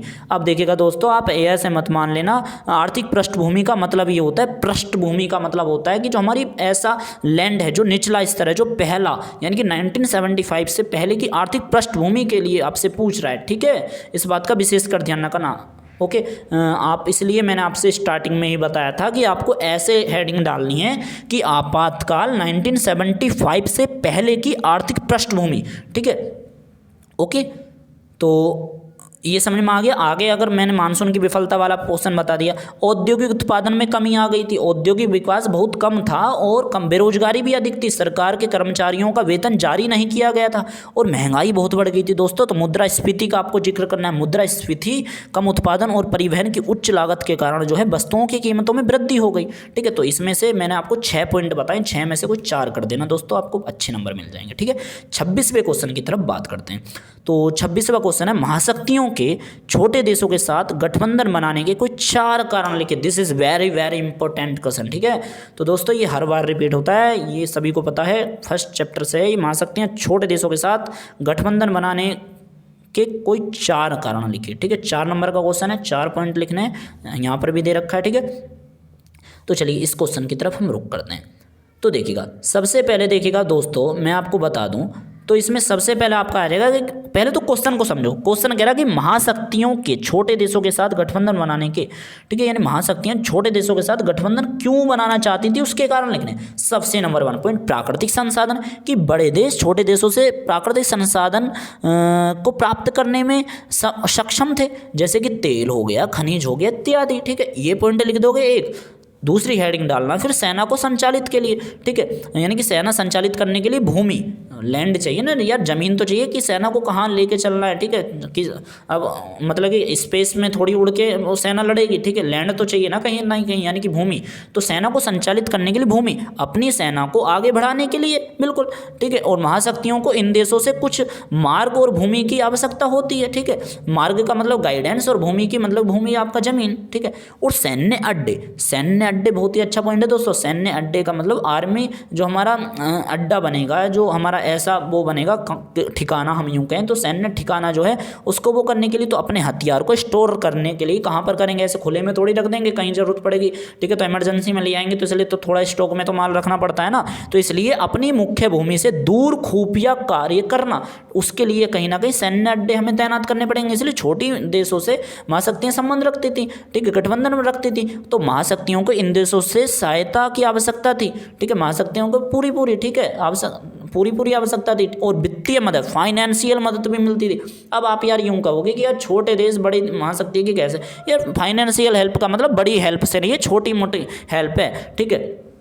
तो महाशक्तियों को छोटे देशों के साथ गठबंधन बनाने के कोई 4 कारण पूछे यहाँ पर, ठीक है। तो यहाँ पर देखिएगा अगला पॉइंट आपको वित्तीय मदद हिंदी में लिख के हेडिंग डाल के लिख देना है। इसके अंदर छोटा सा पॉइंट है कि महाशक्तियाँ इन देशों से प्रत्यक्ष या अप्रत्यक्ष रूप से वित्तीय मदद भी मिली, ठीक है। मान लीजिएगा अब भाई आपका कोई भी आर्मी ऑफिसर है, ठीक है, अब वो लड़ रहा है, ठीक है, अब वो लड़ रहा है, अब उसका यार बोल्ट खराब हो गया कोई वर्दी का, या मतलब कि वर्दी का कोई चटक नहीं खराब हो गया यार, उसके लिए पैसे नहीं है यार, मान ली वो दर्जी से वहीं सिलवा लेगा, या हार्डवेयर को अपना मतलब कि कुछ वो जहाँ भी बोल्ट वगैरह की कमी आई है वो दे देगा, तो कहीं ना कहीं उसके लिए छोटी मोट आप पैसे की आवश्यकता कह सकते हो।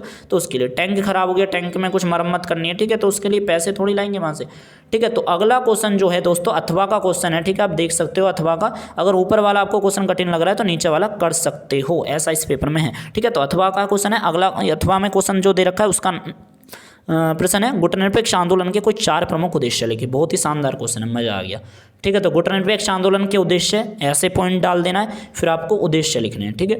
अब इन्हें पॉइंट में लिखना चाहो यार पॉइंट में लिख देना, आप पैराग्राफ में करना चाहो पैराग्राफ छोटे छोटे में लिख देना, ठीक है, लेकिन पॉइंट में लिख देना, कोई दिक्कत नहीं, मैं आपको बता रहा हूँ ना, क्योंकि लिखो कॉपी में, चलो नोट डाउन करो। फर्स्ट पॉइंट आप लिखो महाशक्तियों के दबाव को कम करने के लिए, ठीक है। तो गुटनिरपेक्ष आंदोलन के कुछ 4 प्रमुख उद्देश्य पूछे, तो महाशक्तियों के दबाव को कम करने के लिए कहीं ना कहीं गुटनिरपेक्ष आंदोलन का ये भी एक उद्देश्य था। तो इसके अंदर आपको फिर लिखना है अंडरलाइन करके कि शीत युद्ध के दौरान नए स्वतंत्र देश अस्तित्व में आए, इन देशों पर किसी भी ब्लॉक में शामिल होने का दबाव था, गुटनिरपेक्ष संगठन में शामिल होकर उन्होंने अपने को स्वतंत्र बनाए रखा, ठीक है। तो ये था हमारा फर्स्ट पॉइंट। आगे सेकंड पॉइंट आपको इसमें क्या लिखना है, सेकंड पॉइंट लिखना है दोनों महाशक्तियों से सहायता प्राप्त करने के लिए, ठीक है। अगर एक से हमने दोस्ती कर ली तो दूसरा हमें सहायता प्राप्त थोड़ी कर देगा, बिल्कुल नहीं देगा सहायता, ठीक है। तो इसके अंदर आपको अंडरलाइन करके लिखना है कि 9 स्वतंत्र देश अविकसित थे, ठीक है, यानी कि लो डेवलप कंट्री बोलते थे, शॉर्ट फॉर्म में LDC लो डेवलप कंट्री थे। उनके संसाधन का औपनिवेशिक शासक द्वारा ह्रास और शोषण किया गया था, ठीक है, यानी कि ब्रिटेन द्वारा जैसे भारत का करा गया शोषण। उन दोनों ब्लॉक के विकसित देशों की वित्तीय तथा तकनीकी मदद की जरूरत थी। वे एक में शामिल होने और दूसरे को छोड़ने का जोखिम नहीं उठा सकते थे, क्योंकि दूसरा उधेड़ देगा भाई साहब फिर, ठीक है। तो ये आपका दूसरा पॉइंट समझ में आ गया। आपको तीसरा पॉइंट लिखना है स्वतंत्र विदेश नीति की नए स्वतंत्र देशों के किसी भी देश के साथ संबंध बनाने के लिए स्वतंत्र थे, केवल अगर किसी भी ब्लॉक में शामिल नहीं होते हैं तो, ठीक है।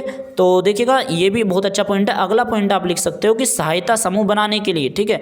तो सहायता समूह हेल्प ग्रुप कैसे बना लोगे, नहीं बना सकते ना, कि हेल्प ग्रुप अपने जैसों के साथ ही तो बनाने में मजा आएगा। तो सहायता समूह बनाने के लिए ये देश जो हैं एक ही संकट में गुजरे थे, आपको पता होगा, ठीक है। इस प्रकार एक दूसरे की समस्याओं के बारे में अच्छी तरह जानते हैं, दोनों ने मिलकर सहयोग का एक समूह बनाया। 5वां पॉइंट आप लिखिएगा इसके अंदर निशस्त्रीकरण, ठीक है, निशस्त्रीकरण। गुटनिरपेक्ष आंदोलन ने दुनिया में शांति बनाए रखने के लिए निशस्त्रीकरण की वकालत की, ठीक है। आपको निशस्त्रीकरण का थोड़ा सा पॉइंट में बता दें तो 5 पॉइंट मैंने आपको बताए हैं, 5 में से कोई 4 कर लेना, ठीक है दोस्तों। 27वें क्वेश्चन पे बात करते हैं। तो 27वां क्वेश्चन है मंडल कमीशन, ठीक है। वेंदेश्वरी प्रसाद मंडल, बहुत ही शानदार व्यक्ति, ठीक है, मंडल। तो मंडल कमीशन की प्रमुख सिफारिशों का वर्णन कीजिए। देखिएगा दोस्तों, आज भी मंडल कमीशन की जो सिफारिशें थीं उनको लागू करवाने के लिए लोग आंदोलन करते हैं, लेकिन आज तक सारी सिफारिशें लागू नहीं हुई हैं। अगर आपने मंडल को अच्छी तरह से पढ़ा, और नारा भी लगाते हैं बहुत से तो लोग, जय मंडल, ठीक है, जय मंडल जय बहुजन, ऐसे लगाते हैं, जय भीम जय मंडल, वो भीम डॉक्टर भीमराव अम्बेडकर के लिए। तो 27वें क्वेश्चन का आंसर, मंडल कमीशन की एक प्रमुख सिफारिशों का वर्णन करो। यार क्या पूछा है क्वेश्चन में, अच्छा प्रमुख, एक नहीं है ना, हाँ, मंडल कमीशन की प्रमुख सिफारिशों का वर्णन करना है, ठीक है। तो चलिए हम बात करते हैं। तो पहले इसकी यार मोटी सी ना भूमिका लिख देनी है आपको, ठीक है। तो आपको क्या लिखना है मैं आपको बताता हूँ। इसमें लिखना विंदेश्वरी प्रसाद मंडल, ठीक है। विंदेश्वरी प्रसाद मंडल एक समाजवादी नेता थे। 1967 और 1977 में संसद के सदस्य चुने गए।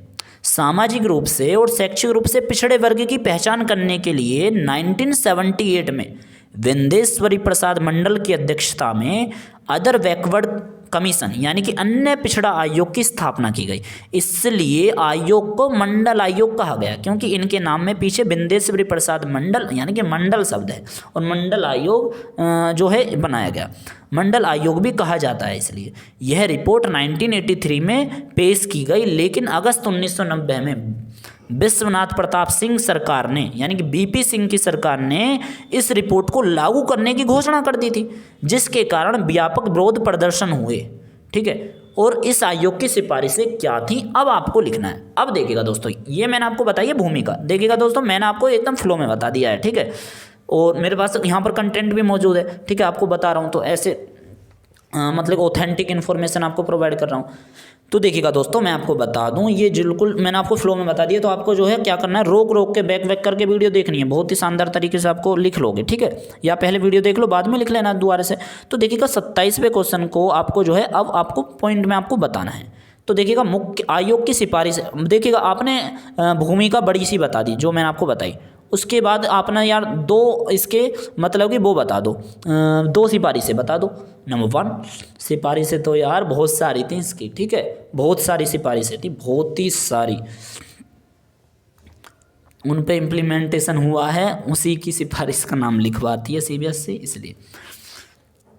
तो देखिएगा इसमें नंबर 1 लिखना है आपको, हेडिंग डाल के, मतलब आयोग की सिफारिशें थी। नंबर 1 अन्य पिछड़ा वर्ग की पहचान, ठीक है, identification of other backward class, ठीक है, उनकी पहचान करना कि ऐसे कौन लोग हैं कि अन्य पिछड़े वर्ग की श्रेणी में आते हैं। तो इसके अंदर आप हेडिंग डालना अन्य पिछड़े वर्ग की पहचान, इसके अंदर लिखना इसने अनुसूचित जाति यानी कि एससी, अनुसूचित जनजाति यानी कि एसटी के अलावा अन्य पिछड़े वर्ग की पहचान की। वे शैक्षिक और सामाजिक रूप से पिछड़े थे, ठीक है। जो अदर बैकवर्ड क्लास थे वो एजुकेशनल और सोशल रूप से पिछड़े थे। और आगे आपको लिखना है सेकंड पॉइंट की जो इनकी सिफारिश थी कि ओबीसी को आरक्षण दो, फिर अदर बैकवर्ड क्लास को फिर आरक्षण भी दो, ठीक है। तो इसमें आपको हेडिंग डालनी है कि ओबीसी को आरक्षण।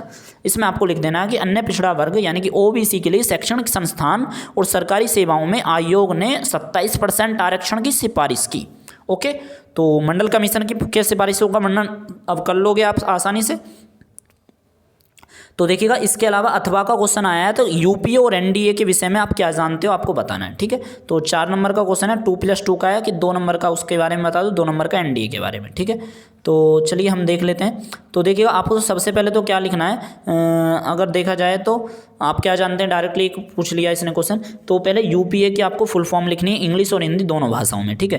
पहले लिखना है शॉर्ट फॉर्म में UPA, United progressive front, full form हो गई, ठीक है। और आपको फिर क्या लिख देना है, आपने ये लिख दी यूनाइटेड प्रोग्रेसिव फ्रंट लिख दो या अलायंस लिख दो यूपीए की, ठीक है। या इसे हम हिंदी में क्या बोलेंगे, संयुक्त प्रगतिशील गठबंधन, ठीक है।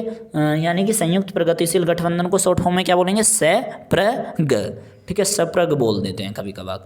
ओके, तो इसी तरह से जैसे यूपीए के बारे में आपने लिख दिया, यूपीए के बारे में लिखने के बाद अब आपको जो है यूपीए के बारे में बताना है, फिर एनडीए के बारे में बताना। तो पहले यूपीए के बारे में सुन लो, ठीक है, क्या क्या लिखना है। तो इसमें लिखना कि भारत में केंद्र वामपंथी, जो आपने विचारधारा सुनी होगी इसलिए कह रहा है, तो भारत में केंद्र वाम राजनीतिक दलों का एक गठबंधन है जो पहली बार 2004 में आम चुनाव के बाद बना। यूपीए की सबसे बड़ी सदस्य पार्टी कांग्रेस है, जिसकी अध्यक्ष सोनिया गांधी यूपीए की अध्यक्ष हैं। ठीक है जी, यूपीए कांग्रेस वाला, एनडीए ऐसे मान लो एनडीए बीजेपी वाला, बिल्कुल सिंपल। यूपीए सोनिया गांधी वाला, एनडीए आपका अमित शाह या नरेंद्र मोदी वाला। ठीक है, तो अगला पॉइंट आपको इसमें लिख देना है, इसने 2004 में केंद्र स्तर के साथ कुछ राज्यों में भी कुछ अन्य वाम गठबंधनों दलों के समर्थन में सरकार बनाई, क्योंकि किसी भी पार्टी को अपने दम पर बहुमत नहीं मिला। मार्च 2020 तक यूपीए 5 राज्यों में, यूपीए का मतलब कांग्रेस वाली, ठीक है, कांग्रेस के गठबंधन को यूपीए कहते हैं, आप ऐसे मान सकते हो। तो मार्च 2020 तक यूपीए 5 राज्यों और 1 केंद्र शासित प्रदेश, ठीक है, में मतलब कि अपनी सत्ता में है। नंबर 1 आपका छत्तीसगढ़, झारखंड, राजस्थान, पंजाब, महाराष्ट्र और पुदुचेरी। अब आपको पता है पुदुचेरी में आपके चुनाव होने जा रहे हैं। ठीक है, तो अब बात करेंगे एनडीए की। कांग्रेस वाला यूपीए के बारे में बात कर लिया आपने, इतना पॉइंट लिख लिए, 2 नंबर मिल जाएंगे आसानी से। अब लिखना फिर एनडीए के बारे में। इसी तरह से जैसे मैंने बताया था, एनडीए शॉर्ट फॉर्म में, फिर full form national democratic alliance, ठीक है, राजग बोल देते हैं इसे शॉर्ट फॉर्म में हिंदी के, यानी कि राष्ट्रीय जनतांत्रिक गठबंधन। इसके अंदर आपको लिखना है कि राष्ट्रीय जनतांत्रिक गठबंधन भारतीय जनता पार्टी यानी कि भाजपा के नेतृत्व में बना दक्षिणपंथी राजनीतिक दलों का एक भारतीय राजनीतिक गठबंधन है। यह पहली बार 1998 में स्थापित करा गया था, यानी कि अटल बिहारी वाजपेयी के गवर्नमेंट के दौरान। वर्तमान में भारतीय संघ सरकार के साथ 18 भारतीय राज्यों के सरकारों को कंट्रोल करता है। ठीक है, ये आपका NDA. Okay, national democratic alliance. इसके पहले अध्यक्ष कौन थे दोस्तों? पहले अध्यक्ष एनडीए के कौन थे? अटल बिहारी वाजपेयी। ठीक है, और लाल कृष्ण आडवाणी इसके जो पूर्व हमारे उप प्रधानमंत्री रहे। ओके, तो इसके पहले अध्यक्ष जो थे अटल बिहारी वाजपेयी और लाल कृष्ण आडवाणी, जो कौन थे? हमारे पूर्व उप प्रधानमंत्री रहे थे लाल कृष्ण आडवाणी, और अटल बिहारी वाजपेयी के बारे में प्रधानमंत्री, वो सभी को पता है। आगे फिर लिखना है एनडीए के बारे में। 2014 में आम चुनाव में संयुक्त वोट शेयर 38.5% रहा इसका, और इसके नेता यानी कि मोदी साहब, नरेंद्र मोदी ने 26 मई 2014 को भारत के प्रधानमंत्री रूप में शपथ ली, आप सभी को पता है। और 2019 के फिर चुनाव हुए। ठीक है, 2019 के आम चुनाव में गठबंधन ने अपनी 40, पहले कितना था, मतलब गठबंधन में अपनी, अब कल इन्होंने 45.43% संयुक्त वोट हिस्सेदारी के साथ 353 यानी कि 353 सीटों पर अपनी बढ़त बना ली। ठीक है दोस्तों, आ गई ना पावर में अब सत्ता। तो बस इतना ही आपको लिखना है। और चलिए अब हम बात करते हैं अपने, आई होप कि यार आपको ये सारी चीज़ समझ में आ रही होंगी। 27 हमने क्वेश्चन डिस्कस कर लिए हैं। अब जो है हम अपने खंड ई की तरफ बात करते हैं। ठीक है दोस्तों, तो खंड ई में देखिएगा 28वां जो क्वेश्चन है, इसमें दे रखा है कि भारत के दिए गए मानचित्र में ABCDE राज्य भी हैं और केंद्र शासित प्रदेश भी दर्शाए गए हैं। नीचे दिए गई जानकारी के आधार पर उन्हें पहचानिए। दोस्तों इस बात का ध्यान रखना, जब आप आंसर लिखते हो ना, तो आपको जो क्वेश्चन पॉलिटिकल साइंस का क्वेश्चन पेपर होता है, उसके क्वेश्चन पेपर में से मैप फाड़ के आपको नहीं लगाना होता धागे से, इस बात का ध्यान रखना होता। ठीक है, आपको टेबल बनानी है, जैसी टेबल मैं आपको दिखाऊंगा यहाँ पर। ठीक है, टेबल बनानी है और टेबल के अकॉर्डिंग आपको करना है पूरा पेपर। ठीक है, आपको पेपर का जो क्वेश्चन पेपर में से क्वेश्चन वो मैप फाड़ के नहीं चिपकाना है, इस बात का विशेषकर ध्यान रखना। ठीक है, तो यहाँ पर जो है अक्षर दिए गए हैं और तालिका में आपको भरने हैं। ठीक है, तो पहले हम मैप देख लेते हैं। तो देखिएगा, पहला हमारा क्वेश्चन है सरदार पटेल का गृह राज्य। सरदार पटेल का गृह राज्य कहाँ पर है बताइए? वो सभी को पता है, गुजरात में है। ठीक है, तो गुजरात वाला इंडिकेशन दे रखा है कहीं इन्होंने, तो देखिएगा ए में गुजरात दे रखा है। तो सबसे पहले आपको क्या लिखना है, जैसे कि यहाँ पर मैं आपको बता दूँ, टेबल दे रखी है ना ऊपर, देखिएगा पहले के आधार पे बताता हूँ। तो प्रयोग की गई जानकारी, इसी तरह की आपको टेबल अपनी आंसर शीट में बनानी है। ठीक है, इसी तरह से बना लोगे, संबंधित अक्षर और राज्य का नाम, इस तरह से। ठीक है, तो आपने लिख दिया और आपने संबंधित अक्षर में आपको लिखना है ABCD वो कहाँ पर, ठीक है। फिर आपको उस राज्य का नाम लिखना है। तो पहला क्वेश्चन जो है हमारा वो A वाला ही, पहला क्वेश्चन A ही है, ठीक है, और बिल्कुल सही है, ठीक है। यानी कि आपको पता होना चाहिए, नीचे है ना क्वेश्चन, तो कि सरदार पटेल का गृह राज्य कौन सा है, सभी को पता है सरदार पटेल तो भाई आपका उधर का है, गुजरात का एरिया, ठीक है। तो गुजरात A में आपको गुजरात भर देना, 1 नंबर आपका पक्का, ठीक है। अगला क्वेश्चन जो है, अगला क्वेश्चन देखते हैं, पोट्टी श्रीरामुलु से संबंधित राज्य कौन सा है। तो भाई सभी को पता है पोट्टी श्रीरामुलु ने मतलब कि भूख हड़ताल रखी थी, आंध्र प्रदेश है, ठीक है, आंध्र प्रदेश। और आंध्र प्रदेश कहाँ पर पड़ता है जरा देख लो, तो आंध्र प्रदेश C, ठीक है। तो C में आपको आंध्र प्रदेश भर देना है, ओके। तो समझ में आ रहा है ना क्या मैं कह रहा हूँ, C में आपको आंध्र प्रदेश भर देना है। मैप में आपको कोई फाड़ने की ज़रूरत नहीं है, ठीक है, सारे टेबल में ही आपको सारी डिटेल्स भरनी है, ओके। और तीसरा आपको क्वेश्चन है, अब देखिएगा दोस्तों मैं आपको टेबल में भी ज़रा बता दूं, देख के कहाँ गई हमारी टेबल, ये रहा। अब तीसरे क्वेश्चन है ना, तो तीसरे में आपको यहाँ लेना है और इस तीसरे वाले कॉलम में आपको कुछ नहीं भरना, फिर इस वाले कॉलम में भरना है, ठीक है, जो आपका संबंधित अक्षर है, A है या वो B है या कोई भी है, ठीक है। एक बार अल्फ़ाबेट का जो अक्षर है वो दोबारा रिपीट नहीं होने का, इस बात का ध्यान रखने का, ठीक है। कभी ऐसा समझे A इसका भी उत्तर होगा तो A इसका भी होगा, ऐसा नहीं होने का, ठीक है। तो अगला क्वेश्चन पे बात करें यार, कौन सा था हमारा, वह राज्य जहाँ शासक बौद्ध चंद्र सिंह थे। अब सबको पता है, ठीक है, मणिपुर था, तो B में मणिपुर दे रखा है, ठीक है, नॉर्थ ईस्ट, ओके। चौथा क्वेश्चन है, वह केंद्र शासित प्रदेश जहाँ अनुच्छेद 370 निरस्त कर दिया गया है, भाई E, ठीक है, जम्मू कश्मीर सभी को पता है, राज्य पूछा है, ठीक है, E, ओके। पांचवा क्वेश्चन है हमारा, 1947 में भारत पाकिस्तान के विभाजन में प्रभावित हुआ राज्य, ठीक है, 1947 में, तो पंजाब। और D दे रखा है ऑप्शन, तो D बचा हमारा, तो D में पंजाब भर देना, ठीक है। आई होप कि आप मैप भी समझ गए होगे, ठीक है। आगे डिस्कस करते हैं दोस्तों, अभी और भी पेपर हैं, ठीक है, और भी हमारे मतलब वो हैं। दृष्टिबाधित स्टूडेंटों के लिए हमारे क्वेश्चन आए हैं, तो दृष्टिबाधित जो स्टूडेंट हमारी इस वीडियो को सुन रहे हैं, मतलब देख नहीं पा रहे सही तरह से, तो उनके भी क्वेश्चन मैं बोल देता हूँ यहाँ पर दोस्तों। तो पहला क्वेश्चन है आपका, वह स्थान जहाँ 1920 में कांग्रेस का अधिवेशन हुआ, तो इसका उत्तर आपको पता होना चाहिए, नागपुर में, ठीक है। दूसरा क्वेश्चन है, वह नेता जिसकी 56, ये क्वेश्चन नॉर्मल स्टूडेंटों को नहीं करना पड़ता, केवल दृष्टिबाधित स्टूडेंटों को करना होता है, ठीक है। लेकिन मैं पढ़ रहा हूँ यार, क्यों हो सकता है दृष्टिबाधित स्टूडेंट हमारी वीडियो देख रहा हो। तो वह नेता जिसकी 56 दिनों की अनिश्चित भूख हड़ताल के बाद मृत्यु होगी, सभी को पता है, पोट्टी श्रीरामुलु। निजाम से संबंधित राज्य हैदराबाद, ठीक है।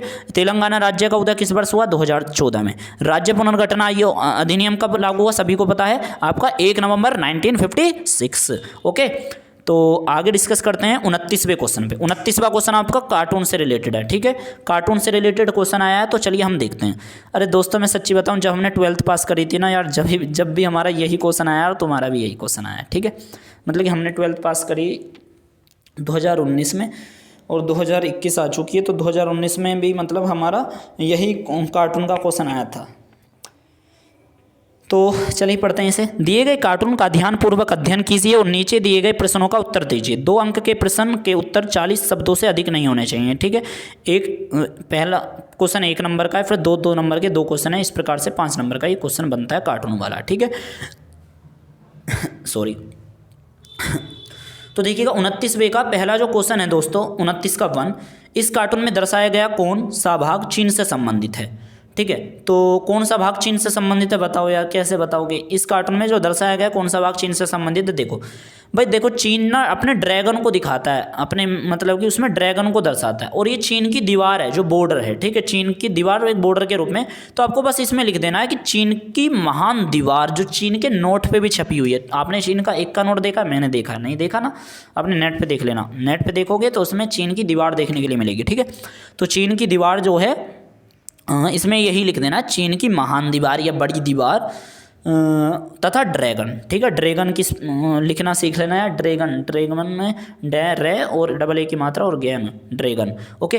29 का सेकंड क्वेश्चन जो है हमारा 2 नंबर का, कार्टून के आधार पर चीन की शक्ति का आकलन की। यहाँ पर आपको चीन की डायरेक्ट शक्ति पूछ ली है, तो चीन की शक्ति आपको बता देना, और आपने चीन की शक्ति खूब पढ़ी है, ठीक है दोस्तों।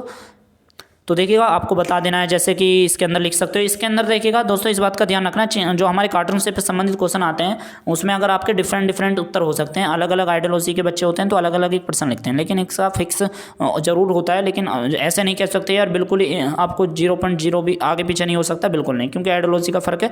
तो इस प्रकार से हम यूँ कहेंगे कि आपका अगर थोड़ा बहुत कार्टून जिस तरह से भी आपको समझ में आ रहा है पेपर में लिखो जरूर, ठीक है, पूरे आंसर अटेम्प्ट जरूर करो। देख नहीं रहे मैं कितने फ्लो में आपको बता रहा हूँ सारी जानकारी। तो देखिएगा सेकंड क्वेश्चन जो है हमारा, कार्टून के आधार पे आपको चीन की शक्ति का आकलन करना है। तो इसमें नंबर 1 पॉइंट आप लिख सकते हो, जब से सुधार आरंभ हुए ना चीन में, तो सबसे तीव्र गति से बढ़ने वाली अर्थव्यवस्था वाला देश रहा है, ठीक है। फिर लिख सकते हो, अनुमान है कि चीन 2040 तक विश्व की सबसे बड़ी अर्थव्यवस्था वाला देश हो सकता है, ठीक है। ये लिख देना, आपको 2 नंबर मिल जाएंगे।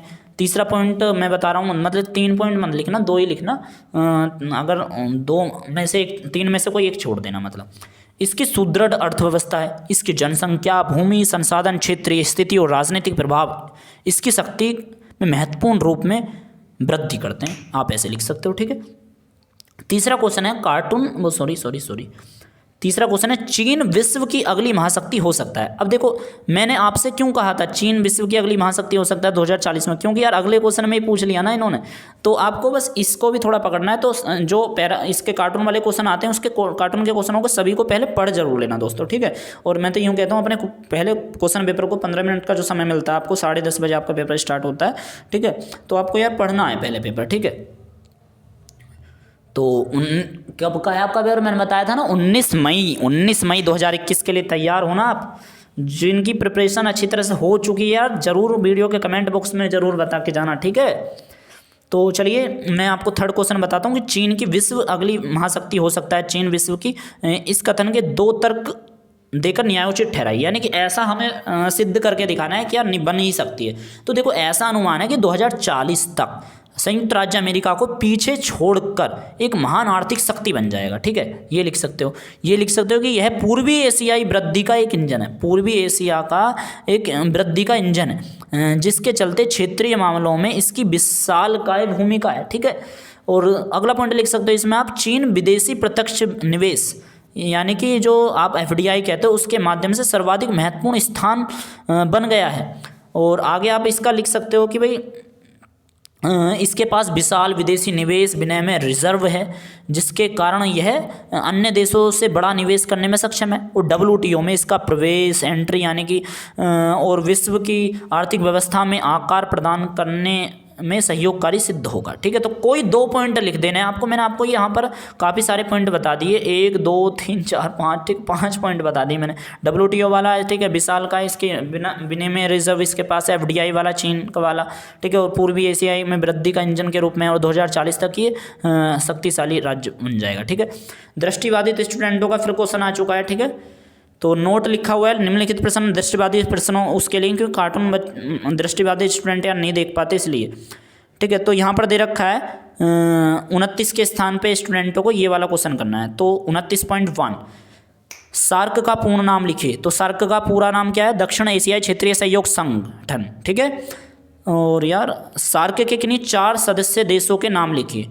तो भारत, बांग्लादेश, नेपाल, श्रीलंका, मालदीव, भूटान, पाकिस्तान, ठीक है। कोई 4 लिख देना, इतने सारे बता दिए। 2 नंबर के क्वेश्चन है, ठीक है। सार्क के 2 उद्देश्य बताने हैं आपको, तो बता देना। दक्षिण एशिया देशों में सामूहिक आत्मनिर्भरता बढ़ाना इसका उद्देश्य है, और अंतर्राष्ट्रीय मंचों पर परस्पर सहयोग मजबूत करना इसका उद्देश्य है, ठीक है। सेक्शन F की तरफ बात करेंगे दोस्तों। सेक्शन F 6 नंबर के क्वेश्चन है दोस्तों, ठीक है। तो यही है अब जिंदगी का बहुत असली परीक्षा, ठीक है। 6 नंबर के क्वेश्चन, 6 नंबर के हैं यार क्या, हाँ जी 6 नंबर के हैं भाई साहब, 6 नंबर के। अब देखो 6 नंबर का क्वेश्चन का पैटर्न किस तरह का है, ठीक है, ये देखना है आपके लिए दोस्तों, ओके। तो देखिएगा 6 नंबर के क्वेश्चनों को दोस्तों मैं आपको as a story type answer बताऊंगा, ठीक है। पॉइंट टू पॉइंट हो सकता है ना बताऊं, लेकिन जिस तरह से बताऊंगा वो आपको बहुत ही हेल्पफुल रहेगा, ओके।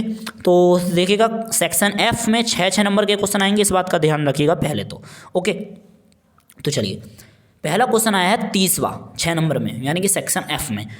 पूर्व सोवियत संघ के अधिकांश गणराज्य संघर्ष तथा तनाव से जूझते रहे। उदाहरण सहित उत्तर दीजिए। पहले क्वेश्चन को समझो। कह रहा है कि जो अब वर्तमान का सोवियत संघ है, जो पहले था हमारा, जो वर्तमान जो हमारा, जैसे आप रूस बोलते तो वर्तमान सोवियत संघ नहीं कहना चाहिए, जो आपका वर्तमान रूस है जिसे आप पहले सोवियत संघ के नाम से जानते थे, तो उसमें अधिकांश गणराज्य संघर्ष और तनाव से जूझते रहे। उदाहरण सहित उत्तर दीजिए। ठीक है, तो इसका उत्तर आप ऐसे दे सकते हो दोस्तों कि आपको पता है उत्तर पूर्व सोवियत संघ में, ठीक है, यानी कि उत्तर वाला जो हिस्सा है उसका, तो उत्तर पूर्व सोवियत संघ में अधिकांश गणराज्य संघर्ष की आशंका वाला क्षेत्र था, ऐसे लिखिए। ठीक है, और इन देशों में प्राय गृह युद्ध तथा बगावत को झेला है। यहाँ मानवाधिकारों का व्यापक उल्लंघन हुआ है, इसको पॉइंट बना सकते हैं। यहाँ राजनीतिक रूप से अस्थिरता का माहौल रहा है। भाई देखो, ये पॉइंट दे रहा हूँ आपको, इन पॉइंटों को एक्सप्लेन कर लेना, या तो यूँ समझ लो, या मैं स्टोरी के रूप में आपको बता रहा हूँ, या ये पॉइंट को आप हेडिंग दे सकते हो। ठीक है, जैसा भी आप समझो। और कई देश में जातीय संघर्ष देखा गया, आप, ठीक है, ये पॉइंट आपका हो जाएगा, इसको एक्सप्लेन कर सकते हो। यहाँ कई प्रांतों में स्वायत्तता जैसे मुद्दे उठाए गए। इस संबंध में रूस के 2 गणराज्य चेचन्य और दागिस्तान में हिंसक अलगाववादी आंदोलन चले। आपका Tajikistan, Azerbaijan, Georgia, Ukraine, Kyrgyzstan आदि में लगातार गृह युद्ध रहे। पूर्वी यूरोप में चेकोस्लोवाकिया 2 भागों में बट गया, चेक प्लस स्लोवाकिया नाम से 2 देश बने। और सर्वाधिक गहन संघर्ष बाल्कन क्षेत्र गणराज्य जो था हमारा, जो यूगोस्लाविया में हुआ। ठीक है, बाल्कन क्षेत्र में गणराज्य यूगोस्लाविया में हुआ, जो सर्वाधिक उसमें गहन संघर्ष हुआ, हम यूँ कह सकते हैं, बहुत ही कठोर हमारा संघर्ष रहा। 1991 के बाद यूगोस्लाविया कई प्रांतों में बट गया और इसमें शामिल बोस्निया हर्जगोविना, स्लोवेनिया और आपका क्रोएशिया। ठीक है, क्रोएशिया ने अपने को स्वतंत्र घोषित कर दिया। ठीक है, तो दोस्तों यही था हमारा, जो इसमें मैंने आपको बहुत सारे पॉइंट बता दिया और आप एक्सप्लेन करने पड़ेंगे आपको ऊपर। ठीक है, इन सभी को एक्सप्लेन करना है। अथवा में क्वेश्चन आया है फिर, सोवियत संघ के विघटन के किन्हीं 6 परिणामों की व्याख्या कीजिए। ठीक है, किन्हीं 6, देखिएगा कारण नहीं पूछे, परिणाम पूछे। जब सोवियत संघ का विघटन हो गया तो परिणाम क्या रहे सोवियत संघ के। ठीक है, तो सोवियत संघ के जो हमारे परिणाम रहे वो कौन कौन से रहे वो आपको यहाँ पर बताने हैं। ओके दोस्तों, तो चलिए हम बताते हैं। मैं यहाँ पर जो है आपको टोटल 6 ही परिणाम बताता हूँ। तो चलिए, पहला पॉइंट आपका है कि सोवियत संघ के विघटन के जो अगर हम देखें तो देखा जाए तो सोवियत संघ के विघटन के परिणाम में विश्व जो है शीत युद्ध समाप्त हो गया। ठीक है, तो विश्व शीत युद्ध समाप्त हो गया, जो शीत युद्ध चल रहा था वो समाप्त हो गया विघटन से। नंबर 1 पॉइंट, शीत युद्ध की समाप्ति हेडिंग डाल सकते हो, एक्सप्लेन करना आपका काम है। सोवियत संघ के विघटन में से शक्ति संबंध परिवर्तन है, यानी कि पावर रिलेशन में चेंज आ गया। किसी कंट्री से कैसी दोस्ती थी वो बदल गई, क्योंकि अब टूट गया था। ठीक है, इसलिए। तीसरा पॉइंट है, विश्व में आप लिख सकते हो कि नए राज्यों का उदय हो गया। ठीक है, 15 नए सब स्टेट्सों का उदय हो गया। और रूस ने राज्य नियंत्रित औद्योगिक ढांचे का पतन हो गया। रूस में जो आपका राज्य नियंत्रित जो आपका इंडस्ट्रियल स्ट्रक्चर था वो कहीं ना कहीं डिक्लाइन हो गया। आप ये भी लिख सकते हो कि रूस जो है उत्तराधिकारी बना। ठीक है, सोवियत संघ के अलग हुए गणराज्यों में अनेक कारणों से अंदरूनी संघर्ष होने लगे, इंटरनल और होने लगे। छठा पॉइंट आप अगला लिख सकते हो, यानी कि छठा या सातवां जो भी चल रहा है आपका, कि मध्य एशियाई गणराज्यों में प्राकृतिक तेल संसाधनों के कारण ये क्षेत्र विदेशी ताकतों का युद्ध का स्थल बन गया। ठीक है दोस्तों, तो ये मैंने कुछ 6-7 पॉइंट बताए, इन्हीं को ही आपको एक्सप्लेन करना है। ठीक है, 31वां क्वेश्चन आया है, तो चलिए इसे देखते हैं, क्योंकि टोटल 3 ही तो क्वेश्चन है ना। 31वां क्वेश्चन है, आपातकाल के दौरान देश में किस प्रकार लोकतंत्र संकट उत्पन्न हुआ, व्याख्या कीजिए। बहुत ही शानदार क्वेश्चन है, बड़े ध्यान से समझिएगा। 1975 के आपातकाल के दौरान देश में किस प्रकार लोकतांत्रिक संकट उत्पन्न हुआ, व्याख्या कीजिए। ठीक है, तो देखिएगा दोस्तों, इसमें आपको बताना है कि पहला पॉइंट मैं आपको हेडिंग बता दूं तो देखिएगा, मौलिक अधिकार निलंबित हुए, मीडिया और जनसंचार के माध्यमों पर आपातकाल का प्रभाव हुआ। ठीक है, और राष्ट्रीय आपातकाल का प्रभाव जो है, बड़ी संख्या में विपक्ष नेताओं की कार्यकर्ताएं जो थे उनकी गिरफ्तारी होने लग गई। ठीक है, जो हमारे स्वयंसेवक संघ थे, जमात इस्लामी जैसे, उन पर प्रतिबंध लगा दिया गया। चलिए विस्तार से जानते हैं यार सभी पॉइंटों को। ठीक है, तो मौलिक अधिकारों का निलंबित होना, यानी कि इसके अंदर तत्कालीन सरकार ने आपातकाल के दौरान मौलिक अधिकारों को निलंबित कर दिया, और इसी कारण नागरिकों को आपातकाल के दौरान सुप्रीम कोर्ट, हाई कोर्ट से मौलिक अधिकार के बचाव को लेकर कोई ज़्यादा मदद नहीं मिल पाई, क्योंकि भाई आपको पता है ना जज कौन बैठे थे आपके सुप्रीम कोर्ट के अंदर, सभी को पता होना चाहिए। ठीक है, तो सेकंड पॉइंट आप इसमें लिख सकते हो, मीडिया और जनसंचार कंट्रोलाइज्ड थे, यानी कि नियंत्रण में कर रखे थे। तो मीडिया और जनसंचार के माध्यम से आपातकाल का प्रभाव क्या हुआ कि कई प्रसिद्ध पत्रिकाओं ने आपातकाल के दौरान प्रतिबंधों और सेंसरशिप के सामने झुकने के बजाय बंद होने का विकल्प बेहतर समझा। सेंसरशिप इतनी खतरनाक लगा दी थी क्योंकि भाई जब न्यूज़ वगैरह न्यूज़ नहीं छापेंगे तो और उनके कॉलम खाली रहेंगे तो उनकी बिक्री कहाँ से होगी, ठीक है। इससे बढ़िया तो बंद ही कर दो, ठीक है, पब्लिशर को पूरे को। तो सेंसरशिप इतनी खतरनाक, सेंसरशिप का मतलब होता है किसी भी चीज़ पर प्रतिबंध लगाना, ठीक है। तो सेंसरशिप के सामने झुकने के बजाय बंद होने का विकल्प बेहतर समझा। और मैं यूँ कहूँगा कई भूमिगत समाचार पत्रक लेटर जो थे सेंसरशिप के बाईपास करने के लिए प्रकाशित किए गए। कई प्रतिष्ठित लेखकों जैसे फणीश्वरनाथ रेणु आदि प्रतिष्ठित पुरस्कारों उन्होंने अपने प्रतिष्ठित पुरस्कार लौटा दिए, ठीक है। इंडियन एक्सप्रेस और स्टेटसमैन का नाम याद रखिएगा दोस्तों, इंडियन एक्सप्रेस, स्टेटसमैन आज भी चलते हैं, ठीक है। जैसे अखबारों ने सेंसरशिप के लिए अपने संपादकीय पेज को ब्लैंक छोड़कर अपना विरोध जताया, ठीक है, विरोध जताया कि हमने ब्लैंक छोड़ दिया है, ठीक है। तीसरा पॉइंट आप इसमें लिख सकते हो कि विपक्ष पर राष्ट्रीय आपातकाल का प्रभाव, बड़ी संख्या में विपक्षी दलों के नेताओं की कार्यकर्ताओं की गिरफ्तारी हुई, ठीक है। तो आप इसमें लिख सकते हो कि लालकृष्ण आडवाणी, अटल बिहारी वाजपेयी जैसे बड़े नेताओं की गिरफ्तार कर लिया गया और कई नेता भूमिगत हो गए, ठीक है। यानी कि आप यूँ कह सकते हो इसमें इस प्रकार का उन्हें मतलब कि सरेंडर करना पड़ा कि भाई यार हम गिरफ्तार अब हो रहे हैं, ठीक है। तो चौथा पॉइंट अब मैं आपको बता दूं दोस्तों, इसमें आप लिख सकते हो यार वही वाला जो हमारा नेशनल सेल्फ हेल्प ग्रुप यानी कि राष्ट्रीय सरकार ने जो राष्ट्रीय स्वयंसेवक संघ जो बनाया था, आरएसएस जैसे कहते हो, राष्ट्रीय स्वयंसेवक संघ आरएसएस बीजेपी वाला, तथा जमात ए इस्लामी जैसे सामाजिक संगठनों पर प्रतिबंध लगा दिया, ठीक है। ओके, पांचवा क्वेश्चन है सरकार ने निवारक नजरबंदी कानून का व्यापक स्तर पर उपयोग किया, ठीक है। दुरुपयोग कहना चाहिए यार, उपयोग तो बिल्कुल गलत है, लेकिन यार सीबीएसई वाले पढ़ाते हैं ऐसे ना, डीपली पढ़ोगे तो आपको मजा आएगा। वो पढ़ाना गलत होगा मतलब कि आपकी समझ के बाद, कि अगर दुरुपयोग लिख देंगे तो यार हो सकता है कोई फेवर में आ गया कांग्रेस वाला चेकअप करने के लिए तो दिक्कत हो जाए। इसलिए हम पॉजिटिव वे में ही हमें सोचना होता है और आलोचनात्मक व्याख्या करनी होती है। सरकार ने निवारक नजरबंदी कानून का व्यापक स्तर पर विरोध किया। विरोध, हड़ताल, सार्वजनिक आंदोलन पर रोक लगा दी गई। भाई हड़ताल करना तो सभी का मतलब कि अधिकार है, उस पर भी रोक लगा दिया आपने। आपातकाल के दौरान 1976 में 42वां संशोधन पारित कर दिया भाई साहब, ये देखो, जिसके तहत क्या कर दिया, विवादास्पद उपबंधों को पारित करवा दिया। जैसे उदाहरण के लिए प्रधानमंत्री, राष्ट्रपति, उपराष्ट्रपति के चुनाव पर अब न्यायालय में चुनौती नहीं दी जा सकती। भाई केस यही था कि न्यायालय में चुनौती दे रहे थे लोग बाग, ठीक है। तो लेकिन अब कोई चुनौती ना दे, इसलिए सुप्रीम कोर्ट में पहल कर दो अपनी।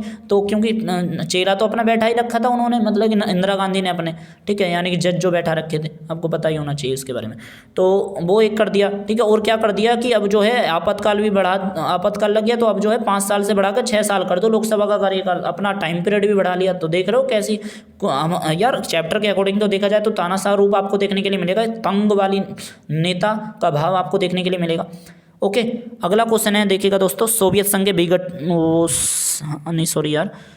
ये क्वेश्चन है अथवा में, ठीक है। 31वें क्वेश्चन का अथवा जो है, अथवा में क्वेश्चन, इंदिरा गांधी की अगुवाई में कांग्रेस पार्टी को 1971 में लोकसभा चुनावों में शानदार सफलता प्राप्त करने के प्रमुख कारण स्पष्ट कीजिए। ये क्वेश्चन डायरेक्टली इस प्रकार से भी आ जाता है कि 1971 में लोकसभा चुनावों की सफलता के कारण लिखिए, ठीक है। बहुत ही प्रकार से क्वेश्चन आ जाता है, तो बहुत शानदार प्रश्न है। चलिए शानदार तरीके से समझने की कोशिश करते हैं।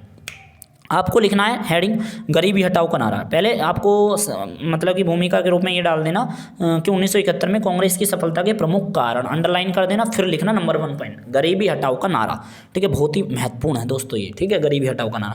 1971 के चुनावों में श्रीमती इंदिरा गांधी के द्वारा गरीबी हटाओ का नारा काफ़ी प्रसिद्ध हुआ और आकर्षक भी रहा, जिसके कारण नागरिकों में उत्साह था तथा आशा का माहौल बना। देश भर में ये नारा काफ़ी प्रसिद्ध हुआ। इतना ही लिखना आपको गरीबी हटाओ के नारे के बारे में, ठीक है। और आप लिखना चाहो फिर वो अगर कटाक्ष वगैरह मत करने लग जाना यहाँ पर, क्योंकि वो आप बीए में जाओगे जब करोगे कि आप कहोगे गरीबी हटाओगे ना, गरीबों को ही हटा दिया, वो अब विपक्षियों के लिए होता है, ठीक है। वो भी आप पढ़ लोगे, कोई नहीं। तो दूसरा पॉइंट है कि 1967 के चुनावों के बाद कई राज्यों में संविदा अर्थात मिलीजुली सरकार का निर्माण हुआ, परंतु विचारधाराओं के मतभेद के कारण कई यह सरकार ज़्यादा नहीं चल पाई और अपना कार्यकाल बिना पूरे किए हुई सरकार गिर गई। इसके माध्यम से नागरिकों में संदेश गया कि मजबूत सरकार ज़्यादा बेहतर होगी। ठीक है। अगला तीसरा पॉइंट आप लिख सकते हो इंदिरा गांधी की पॉलिसीज, यानी कि इंदिरा गांधी की जो नीतियां थी, इंदिरा गांधी के द्वारा बैंकों का राष्ट्रीयकरण कर दिया गया भाई साहब, ठीक है। प्रीवी पर्स की समाप्ति कर दी गई, आपको पता है जो हमारे राजा रजवाड़े के जो महाराजा थे उनकी जो मतलब कि वो थे पीढ़ियाँ थी, उनको पैसा मिलता था, उनको पैसे मिलते थे, तो उनको समाप्त कर दिया आपने, प्रीवी पर्स की समाप्ति कर दी, ठीक है। जैसी नीतियों की आम जनता को काफ़ी पसंद आई थी, लेकिन इसका फायदा 1971 के लोकसभा चुनावों में इंदिरा गांधी की पार्टी को सीधे तौर पे मिला, क्योंकि भाई क्या है, प्रीवी पर्स वाले जो लोग हैं उनकी संख्या तो बहुत कम है, ठीक है, लेकिन जो गरीब जनता है, जो आम जनता, उनकी संख्या ज़्यादा है। तो इसके तहत हम कह सकते हैं कि इंदिरा गांधी को सीधे जो है अपना नेता, मतलब कि अपना खुद का नेता लोगों ने आईना के रूप में देखा। चौथा पॉइंट आप लिख सकते हो कि इंदिरा गांधी का आकर्षक व्यक्तित्व और भाषण कला बहुत अच्छी थी इंदिरा गांधी की, ठीक है। तो इसमें आप लिख सकते हो यार, हेडिंग डाल के ये करके इसमें लिख देना कि इंदिरा गांधी भाषण कला में निपुण थे और अपने विचारों को सीधा जनता से जोड़ने में सफल रहीं। उनका आत्मविश्वास यानी कि सेल्फ कॉन्फिडेंस भी इन चुनावों में सफलता के पीछे एक महत्वपूर्ण कारण बना, ओके, कारण रहा या बना। कमजोर विपक्ष, देखिएगा दोस्तों, हमेशा जो है जीत होती है अगर मान ली विपक्षी अपोजिशन वाला कमजोर है। आज दो दोस्त लड़ रहे हो, मान लीजिएगा एक लड़की है एक लड़का है, अगर लड़की जीत गई और आपका लड़का जो है कमजोर है, कहीं ना कहीं तो देखा जाए अगर विपक्ष अपने आप में कमजोर है तो वो तो हारना ही हारना है, ठीक है, क्योंकि लड़की बहुत मजबूत है। तो देखिएगा पांचवा पॉइंट आप ऐसे लिख सकते हो कि कमजोर विपक्ष रहा, तो विपक्ष के पास दमदार एजेंडा नहीं था। एजेंडे की बात भी तो होती है दोस्तों कि क्या प्रोपागेंडा आप लेकर चुनाव लड़ रहे हो, क्या आपके एजेंडे हैं, ठीक है, कौन मुद्दे पर आप चुनाव लड़ रहे हो। तो और विपक्षी टीमों के पास ऐसा कुछ था ही नहीं इंदिरा गांधी के जैसा। तो विपक्ष ने इंदिरा गांधी हटाओ का नारा लगाया, जिसका नकारात्मक असर हुआ, ठीक है। यानी कि देखा जाए तो विपक्ष ने किसका नारा लगाया था, इंदिरा हटाओ देश बचाओ, लेकिन इंदिरा गांधी ने किसका नारा दिया था, गरीबी हटाओ देश बचाओ, ठीक है। लेकिन उन्होंने फिर नारा लगाया था विपक्षी वालों ने कि इन्होंने गरीबी नहीं हटाया, गरीबों को हटा दिया, और गरीबों को ही हटा दिया इन्होंने, तो विपक्षी वालों ने ऐसा कहा था, ठीक है। तो विपक्ष वालों ने ये जो नारा दिया था ना, गरीबी हटाओ, तो उसका नेगेटिव रिजल्ट देखने के लिए मिला और विपक्ष इन चुनावों में कमज़ोर साबित हुआ, ठीक है। तो अगला पॉइंट देख सकते हो आप। तो यही थे मैंने जो आपको पॉइंट बताए, तो आपके 5 पॉइंट मैंने आपको बता दिए हैं, आप इनको लिख सकते हो, एक्सप्लेन कर सकते हो, और भी बहुत सारे पॉइंट हैं यार, ठीक है। तो देखिएगा अगले क्वेश्चन पे बात करते हैं 32वां, ठीक है, 32वां लास्ट क्वेश्चन है हाँ आपका। तो 32वें का जो हमारा लास्ट से अथवा वाला क्वेश्चन है, अथवा से जो 32वां क्वेश्चन है, वैश्वीकरण का विश्व पर क्या आर्थिक प्रभाव पड़ा। तो देखिए आर्थिक प्रभाव से डायरेक्ट क्वेश्चन आया है, ना कि सांस्कृतिक प्रभाव, आर्थिक और राजनीतिक, तीनों से आ जाता है, ठीक है। तो उस आर्थिक प्रभाव से हमारा क्वेश्चन है। आर्थिक प्रभाव में आपको पॉजिटिव और नेगेटिव करके आपको बताना है, ठीक है। तो आपको पहले पॉइंट डालना है वैश्वीकरण का आर्थिक प्रभाव, फिर सब हेडिंग डालनी है सकारात्मक प्रभाव और आपका नकारात्मक प्रभाव, ठीक है। दोस्तों नंबर जब ही मिलेंगे इस बात का ध्यान रखना, इसलिए वीडियो आपके लिए बहुत हेल्पफुल रही है, ओके। तो सकारात्मक प्रभाव हेडिंग डाल के इसके अंदर आपको लिखना है। मैं आपको मोटे तौर पे बता रहा हूँ कि वैश्वीकरण हमें देशों के सभी संसाधनों के साथ एक रखने की अनुमति देता है, ठीक है, सभी संसाधनों को एक साथ रखने की अनुमति देता है। ये प्रत्यक्ष विदेश निवेश यानी कि एफडीआई और तकनीकी नवाचार को बढ़ाने में मदद करता है। एफडीआई के कारण एक देश का बुनियादी ढांचा बेहतर हो जाता है और इसका विकास भी शुरू हो जाता है। नकारात्मक प्रभाव देखो क्या, नकारात्मक प्रभाव यार ये है कि कहीं ना कहीं देखा जाए तो वैश्वीकरण के कारण घरेलू उद्योग को नुकसान हो जाता है। जो डोमेस्टिक हमारे मतलब कि उद्योग होते हैं, कुटीर उद्योग, ठीक है, मोमबत्ती अगरबत्ती वाले, वो क्योंकि आपका लपक के ले जाते हैं बड़ी बड़ी इंडस्ट्री उनको, तो घरेलू उद्योग का नुकसान हो जाता है। जैसे कि हम देखा जाए तो जैसे कि बहुराष्ट्रीय कंपनियां अन्य देशों में स्थापित करना शुरू कर देती हैं और घरेलू देश जो हैं अपनी स्पर्धा नहीं कर सकते, क्योंकि उनका कॉम्पिटिशन करना तो मुश्किल हो जाएगा ना, फिर एमएनसी होगा। तो विकसित देश अपने लाभ के लिए दूसरे देश के कुशल लोगों को, अपने संसाधनों को खींचते हैं, ठीक है। तो इन पॉइंटों को आप लिख सकते हो, ठीक है, या आप कोई दूसरा भी पॉइंट लिख सकते हो यार, ये क्यों ग्लोबलाइजेशन है, ठीक है, आप खुद अपनी समझ के अनुसार भी लिखोगे तो जब भी चलेगा, ओके। तो अथवा का क्वेश्चन है, लास्ट क्वेश्चन है यार, थोड़ा थकान भी हो गई आपके लिए, क्योंकि देख रहे हैं ना कितना फ्लो से के साथ हम पूरे आंसर के साथ यार वीडियो बनाई है मैंने। तो वैश्वीकरण की प्रमुख विशेषताओं का वर्णन करना है, ठीक है। तो बहुत ही शानदार क्वेश्चन है दोस्तों, देखिएगा मैं आपको मोटे मोटी विशेषता बताऊंगा अब, ठीक है। वैश्वीकरण में देखा जाए तो आपसी जुड़ाव पर विशेष बल दिया जाता है, क्योंकि जुड़ाव बहुत ज़्यादा है, ठीक है, और आपसी जुड़ाव के हितों में अंतर विरोध समाप्त हो जाता है। जो हम मतलब कि विरोध करते हैं, जुड़ाव होगा तो अंतर विरोध समाप्त होगा, तो अंतर विरोध समाप्त हो जाता है। एक कंट्री का दूसरी कंट्री से आप कनेक्ट करके जोड़ोगे, ठीक है। आपसी जुड़ाव एक संस्कृति और विचारों से दूसरी संस्कृति आसानी से स्वीकार कर कर पाती है। जब जुड़ाव हो पाता है तो एक संस्कृति के जो हमारी आइडियाज़ होते हैं, आइडियोलॉजी होती हैं, वो दूसरी संस्कृति से जल्दी से कनेक्ट हो जाते हैं। इस संस्कृतियों में हम कह सकते हैं अंतक्रिया कहा जाता है इस संस्कृतियों को, अंतक्रिया यानी कि आदान प्रदान जो होता है। वैश्वीकरण के प्रभाव में गतिशीलता बढ़ाती है तथा रूढ़िवादिता को समाप्त करती है। वैश्वीकरण जो है देखा जाए तो प्रभाव के अंदर जो है वैश्वीकरण के प्रभाव में गतिशीलता बढ़ती है और रूढ़िवादिता मतलब कि जाती है कि मॉडर्नाइजेशन की बात करता है, ग्लोबलाइजेशन, ठीक है। तो भूमंडलीकरण भी कहते हैं दोस्तों वैश्वीकरण को, ठीक है। वैश्वीकरण उदार पूंजीवादी व्यवस्था को बढ़ावा देता है, ठीक है। उदारवाद विचारधारा से तो प्रेरित है, ये तो सभी को पता है यार, वैश्वीकरण उदारवादी विचारधारा से प्रेरित है तथा व्यक्ति को अपने समुचित विकास का आधार प्रदान करता है, ठीक है, यानी कि व्यक्ति का पूर्ण विकास हो इसके लिए बल देता है वैश्वीकरण। और वैश्वीकरण साझा बाजार को बढ़ावा देता है, ठीक है, यानी कि प्राइवेट इंडस्ट्री, ठीक है, आप यूँ कह सकते हो या खुला बाजार कह सकते हो आप। इसमें अगर आप अगला पॉइंट लिखोगे तो वैश्विक सहयोग यानी कि आपका ग्लोबल आपका हेल्प और आपका वैश्विक समस्याओं का समाधान, वैश्विक मुद्दों और वैश्विक आदान प्रदान इसकी महत्वपूर्ण विशेषताएं। ओके, तो दोस्तों यही थी पूरी वीडियो। और अगर आप अगला पार्ट भी चाहते हो, अगला क्वेश्चन पेपर चाहते हो हिंदी में ही, तो यार ज़रूर बताना इस वीडियो के कमेंट बॉक्स में। यार चैनल को सब्सक्राइब कर देना, वीडियो को लाइक करके अपने दोस्तों को शेयर कर देना दोस्तों। और वीडियो शेयर करने के लिए और चैनल को सब्सक्राइब करने के लिए आपका मेरी तरफ से तहे दिल से बहुत बहुत शुक्रिया, बहुत बहुत धन्यवाद। तो हम मिलते हैं ऐसी किसी नेक्स्ट वीडियो में, और तब तक ले दीजिएगा हमें इजाज़त। Thank you so much. जय हिंद, जय भारत।